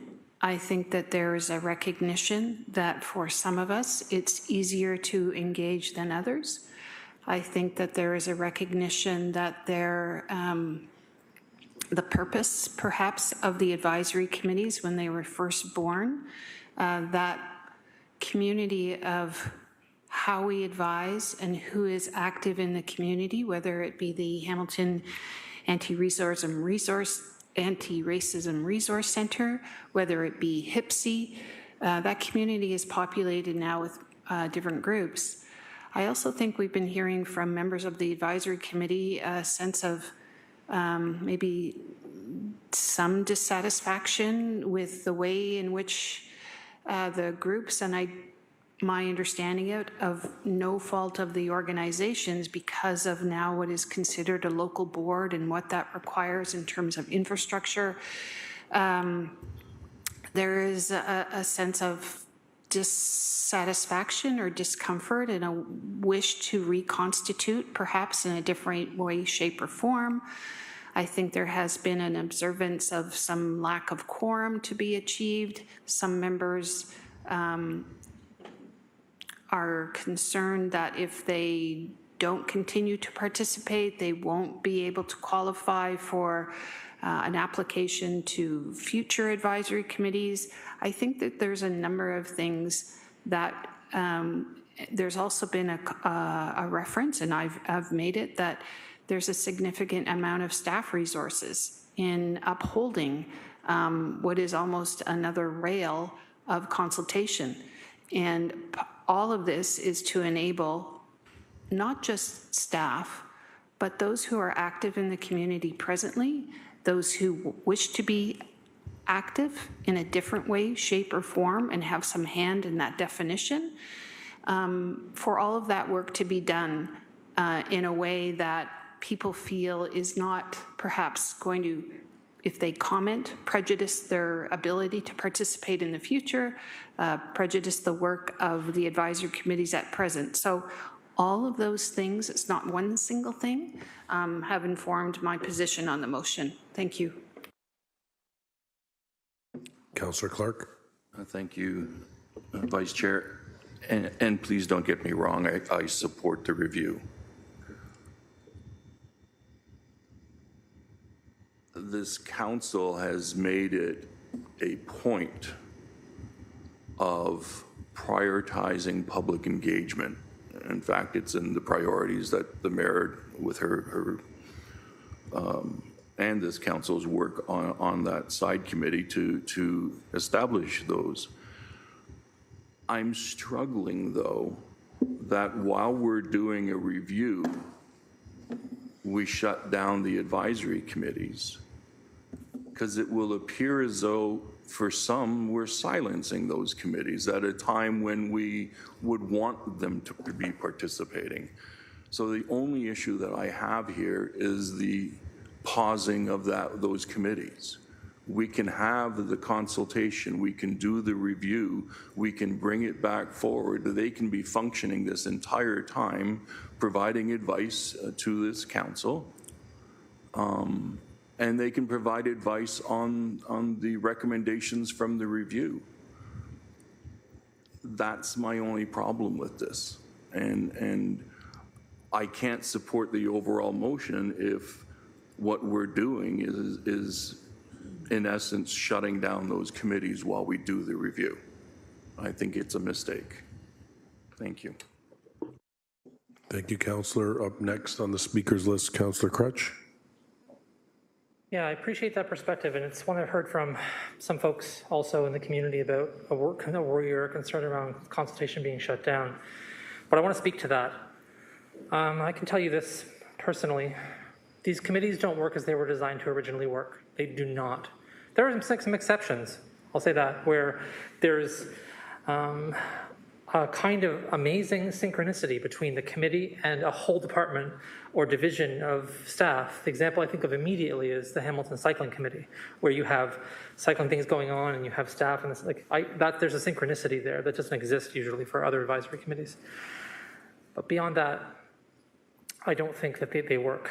I will say that when they were originally formulated, these advisory committees were supported in disparate ways, sometimes through the office of the city clerk, sometimes through human resources, now sometimes through the city manager's office.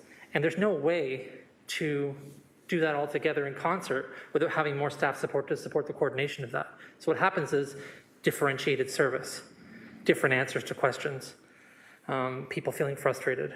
A lot of people feel frustrated by the formality of the process, right? So they're stuck, as Councillor Maureen-Wilson was saying, stuck in this place where they're required to adhere to certain formalities that, frankly, a group of community folks at a working group wouldn't be normally held to give advice, right? And so I also think we listened to carefully. I think I have heard widely in the public, we've heard here, we've heard elsewhere, that there's been some serious systemic issues with advisory committees. Such so that I think it's causing harm, actually. We saw some of the resignations this year and heard from some people who expressed that publicly, and I think we have to be cognizant of the fact that the thing we are doing is actually causing harm. And if we don't pause it while we review it, I'm worried about it continuing to cause harm to the people who are on these committees. I see that harm as a much more injurious, much more of a duty for us to be concerned about than the continuation of the committees while we review them. So I think pausing them is the right thing to do. And we should just, I think, start from a position of we have to look at this holistically, decide what makes sense here, and then reconstitute these things. But we are already seeing most of them not meeting anymore. Lots of people resigning. Part of that is because of the appointment process that got changed. So there's been a big shift, several months, from when we typically did these things in November to doing them in May. That I think has also created confusion and created a lack of clarity for folks. So that's where I stand on it in terms of doing it. But I hear your point about being concerned we're not consulting. And I think there are still ways for us to do that work while the process is happening. Those are my thoughts. Thanks. Thank you, Councillor. I don't see anybody else on the speakers list, so I will hand the chair back. Oh, sorry, I didn't see it here. Councillor Beattie. Sorry, Chair. It was our councillor was a last minute ask. I'm just trying to get a sense of timeline, and forgive me if it's inherent in the documents before us. It's just not jumping out at me. How long are we anticipating this process would take, and therefore how long are we going without any advisory committees? City Manager Smith. Through the chair, what I recommend for this motion, similar to what we've done with a couple other motions recently, is we'll bring back a report fairly quickly that talks about the scope and deliverables. I really want to ensure we're clear as staff what the scope and deliverables of this review is, about how we will resource it, and because we have advisory committees, as the councillors have pointed out, that are supported across the corporation, so we're going to need to get input from the different liaison, etc. And we'll bring back that report as quickly as possible about the scope, the deliverables, the resource, and the timeframes. So just to clarify, we're going to get a report back on the work that's going to take place, and then would we be able to, or are you saying that's when we'll make a further decision as to if the timeline is appropriate? Through the chair, I guess that's up to council. My recommendation as city manager that this is the type of motion in that we're giving direction to do a review that I think we risk us coming back with the results of the review that don't meet your expectations. If we don't very clearly up front bring something, just like we did with the ward office review and some others, that lists, here's what we believe the scope is, the deliverables, the time frame it will take to do that, and how we will resource it. I know I'm a broken record about the workload issue, but I need to say it again. And then we're very clear what we're going to do. Council can say we would like it done faster, and that could be narrowing the scope. But I think it's important to make sure we've got the parameters around that correct first. Councillor Beattie. Thank you, Councillor. And through you, I've learned in my 8 short months on the job that the notion of timelines seems to go out the window quite often. And I share Councillor Clark's concern about the length of time that we may be going without any advisory committees functioning. And I understand, I think, the nature of the motion, and I understand the intent, but I am very worried that we could end up with an extended duration of time with no functioning advisory committees whatsoever that could become problematic for, sorry, I say no functioning advisory committees. There's a couple noted here that would continue to function. But the bulk of them, this could be a 12-month, 18-month process. We could have half of our term gone, theoretically, with no functioning advisory committees, and I see that as a problem.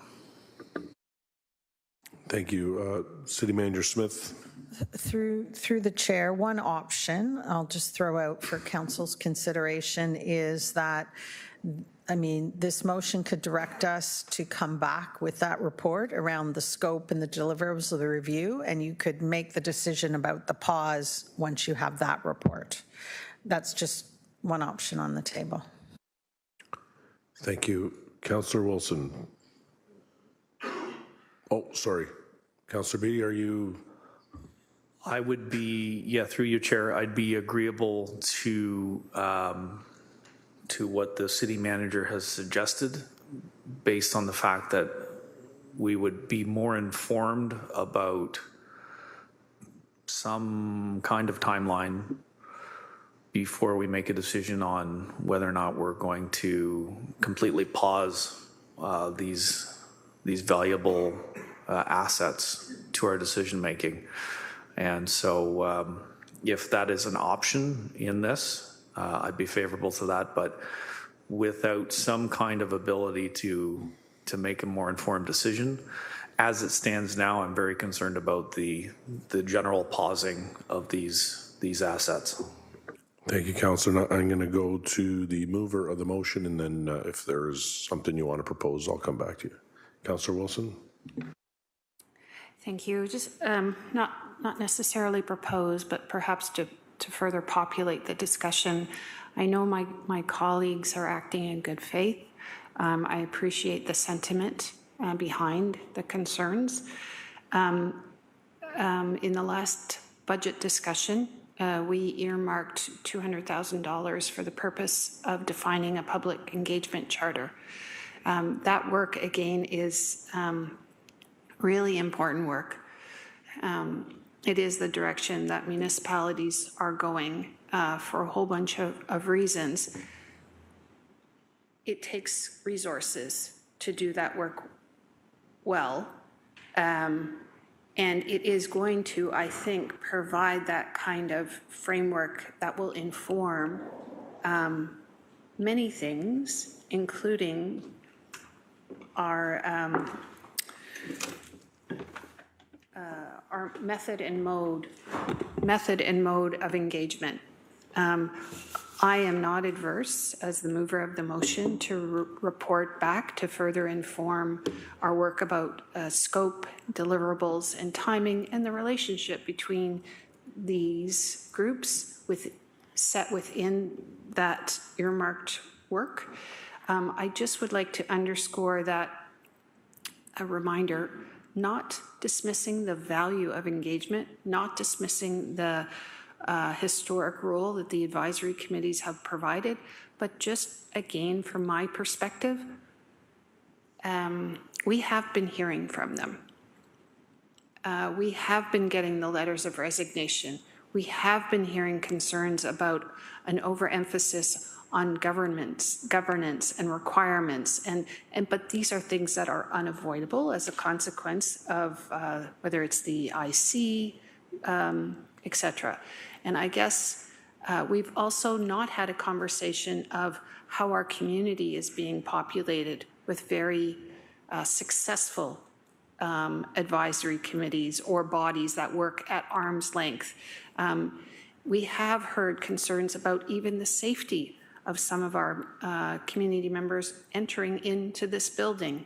I take those concerns and those expressions very seriously. That is set within, I am not dismissing the importance. I do not take this decision lightly.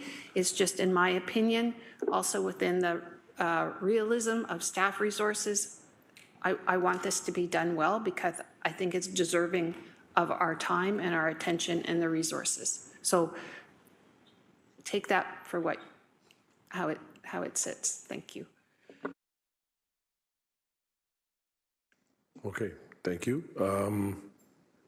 I don't see any further speakers at this time. I guess we can go to the vote on the original motion, if that is what we want, or, Councillor Beattie. So I think I've teased out of my colleagues' comments that there could be a willingness to engage in a process similar to what the city manager has suggested, with a bring back of a more concrete timeline before we pause the advisory committees. I am just not sure procedurally of how that would look. And I don't know if I'm looking over to some help from the desk in front of me.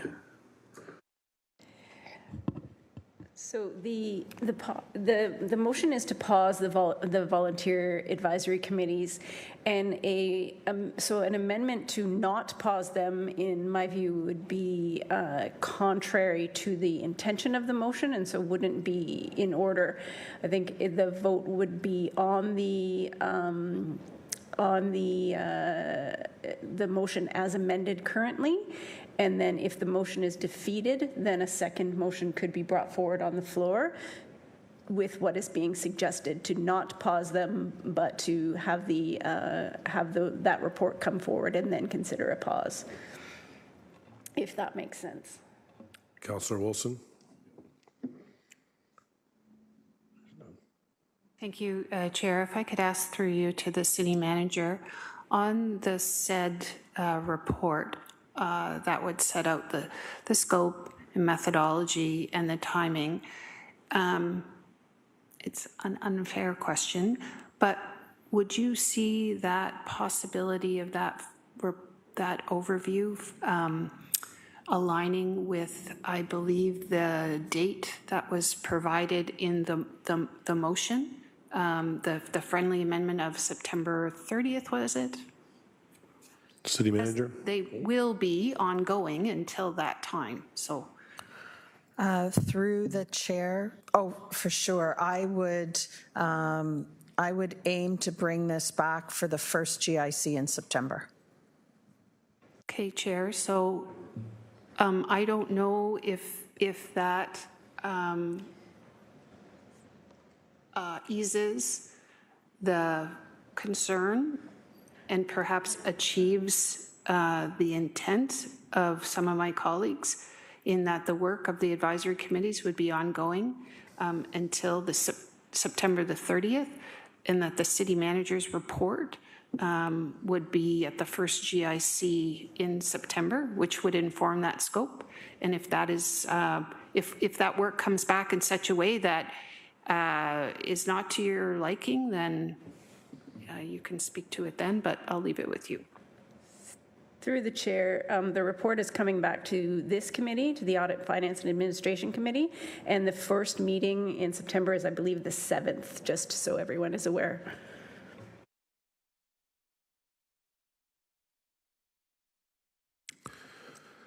Okay, so there's no one else on the speakers list.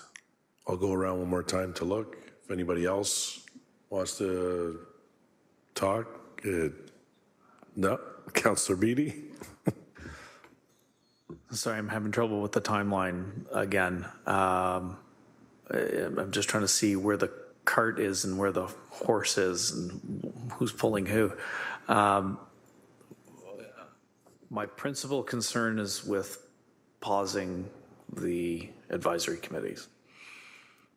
I think there's important work that needs to be done. The city manager had suggested that perhaps a September bring back, but that would be based on a different motion that's before us today, as I understand it, in order to have that information come back to inform a decision on whether to pause or not to pause. That's the information that's going to come back in September, as I understand it. So from what I understand, this on September 7th, to this committee, the city manager is going to bring back a report that will tell us how long the review will take and the scope and all the areas in which they will be reviewing. And then from there, we would decide if the timeline provided by the city manager would be, I guess, acceptable to have the pause happen. I think the one thing also that's happening is if we pass the motion now, September 7th, we get the report. If there are members that are not happy with the length of time, then you would have to lift and defeat the motion here, because the motion here is going to pause the advisory committees. So then through you, Chair, would the mover be amenable to deferring this until September so that it aligns with that information coming back? Councillor Wilson. Maureen Wilson, sorry. the city manager has to have permission to execute that work. Otherwise, like, why would she do it? So that the direction has to come from this body to instruct her to do that for the purpose of. And I think that's the hiccup. I'd like to go back, if I could, not to be argumentative, but to the ruling that we would have to defeat this motion in order to accommodate. Could we not provide for some sort of an amendment which would move the motion in principle, have the advisory committees, they're continuing to go on as instructed by the friendly amendment, and we could, I'm not hearing any opposition to the purpose of reviewing advisory committees. What I'm hearing is there is a sense of reticence about pausing them. So the essence of the motion is being supported. It's going to be further informed on how the work is going to be done by a city manager's report. The advisory committees are going to be ongoing up until September the 30th. Could we say that could we not make an amendment to the motion such that council can, upon receipt of the city manager's report, make a determination once reviewing that methodology and the timeline, whether they feel the pause is acceptable? I don't see why that couldn't be in the amendment or the motion. Clerk? Through the chair, what I might suggest is that this motion be deferred with direction, because right now we do not have direction to the city manager's office to actually write that report and bring it back for the first meeting in September. So we do need a motion for that. So what I would suggest is that we have a motion to defer this motion until the September 7th or whatever that first meeting of the AFNA is in September. And direction to the city manager's office to bring back this report that we're talking about the timeline and consideration, and then have this motion back on the agenda at that time. I will go to the mover and ask if that is acceptable. Sure, thank you. So then we would need a mover and a seconder to defer. Councillor Beatty, Councillor Crutch. Councillor Beatty and Councillor Crutch are the movers and seconders, and then to defer and have the city manager report back on the timelines, scope, and all of that has been discussed. We'll work on the exact wording at the September first meeting of September. Okay. So clerk, whenever you're ready, I guess we'll call the vote on the deferral. Yep.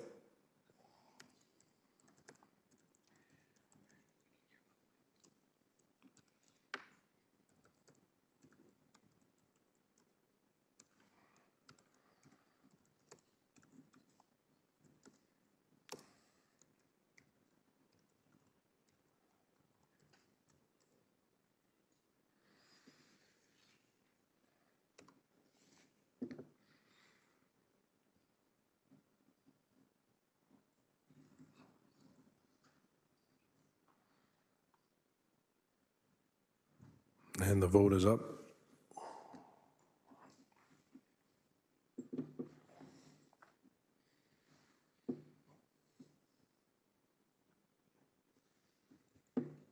Clerk, Councillor Wilson. Yes, sorry.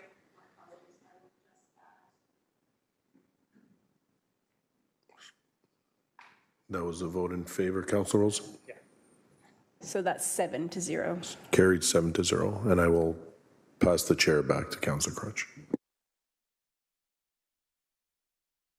Okay, thank you, Councillor Spadafora. And we're now on to general information or other business and amendments to the outstanding business list, item 13. Have a mover and a seconder to amend the outstanding business list, moved by Councillor Alex Wilson, seconded by Councillor Clark. Any discussion on the amendments to the outstanding business list? Not seeing any, we shall vote.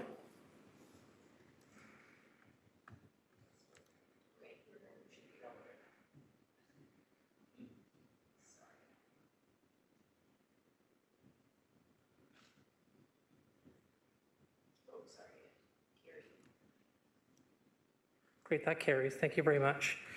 And I don't think there are any other items of general information or other business according to what I see here and the eyes of my colleagues. So we'll move on to private and confidential items. Just give me one quick second before we do that, if you don't mind. Thanks. May I have a mover and seconder to move into closed session respecting item 14.1 pursuant to section 9.3 of the subsection D. I'll take the mover and seconder now and then continue reading. Councillor Spatafor and Councillor Taddison.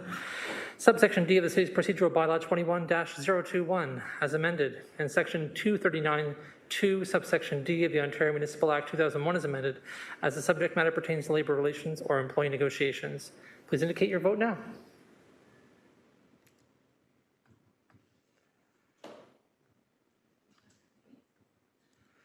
Thumbs up from Councillor Maureen Wilson.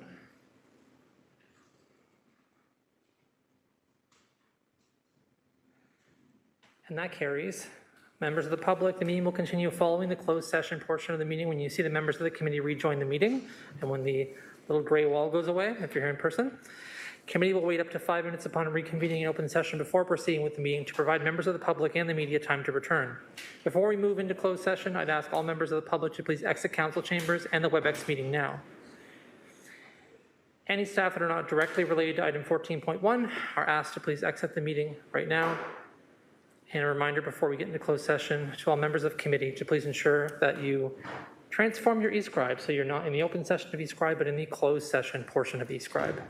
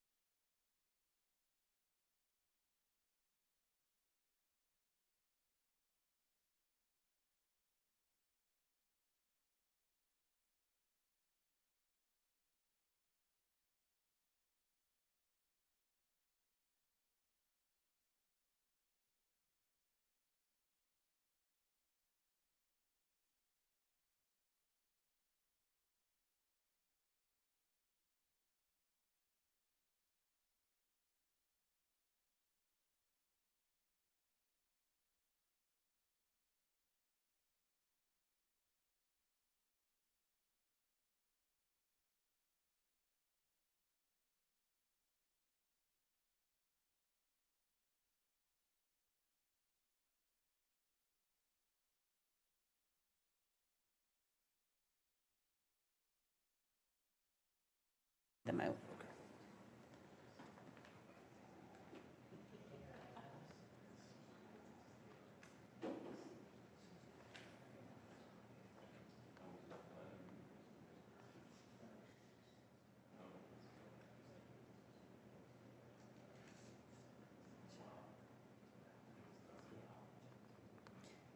Are we ready?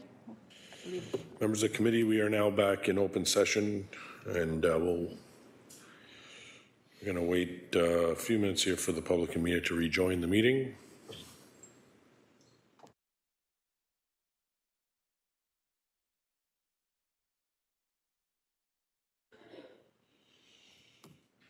So I'm going to look for a mover and seconder to approve the open session recommendations in the report.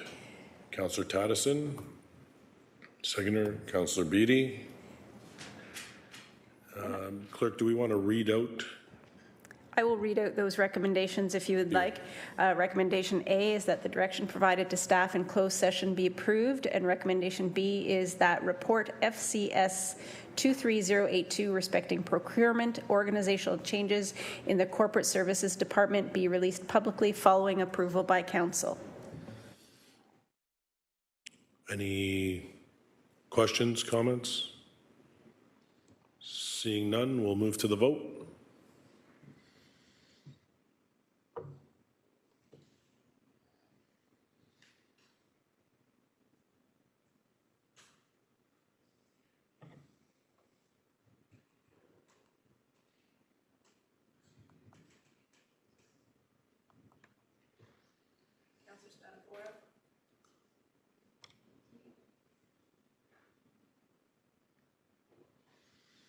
And that is carried 6-0.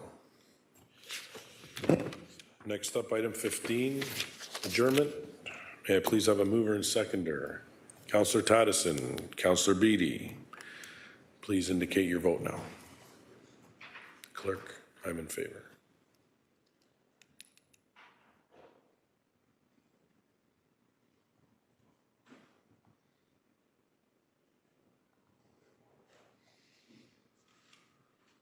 And that carries 6-0. Thank you, everyone, and enjoy the rest of your day.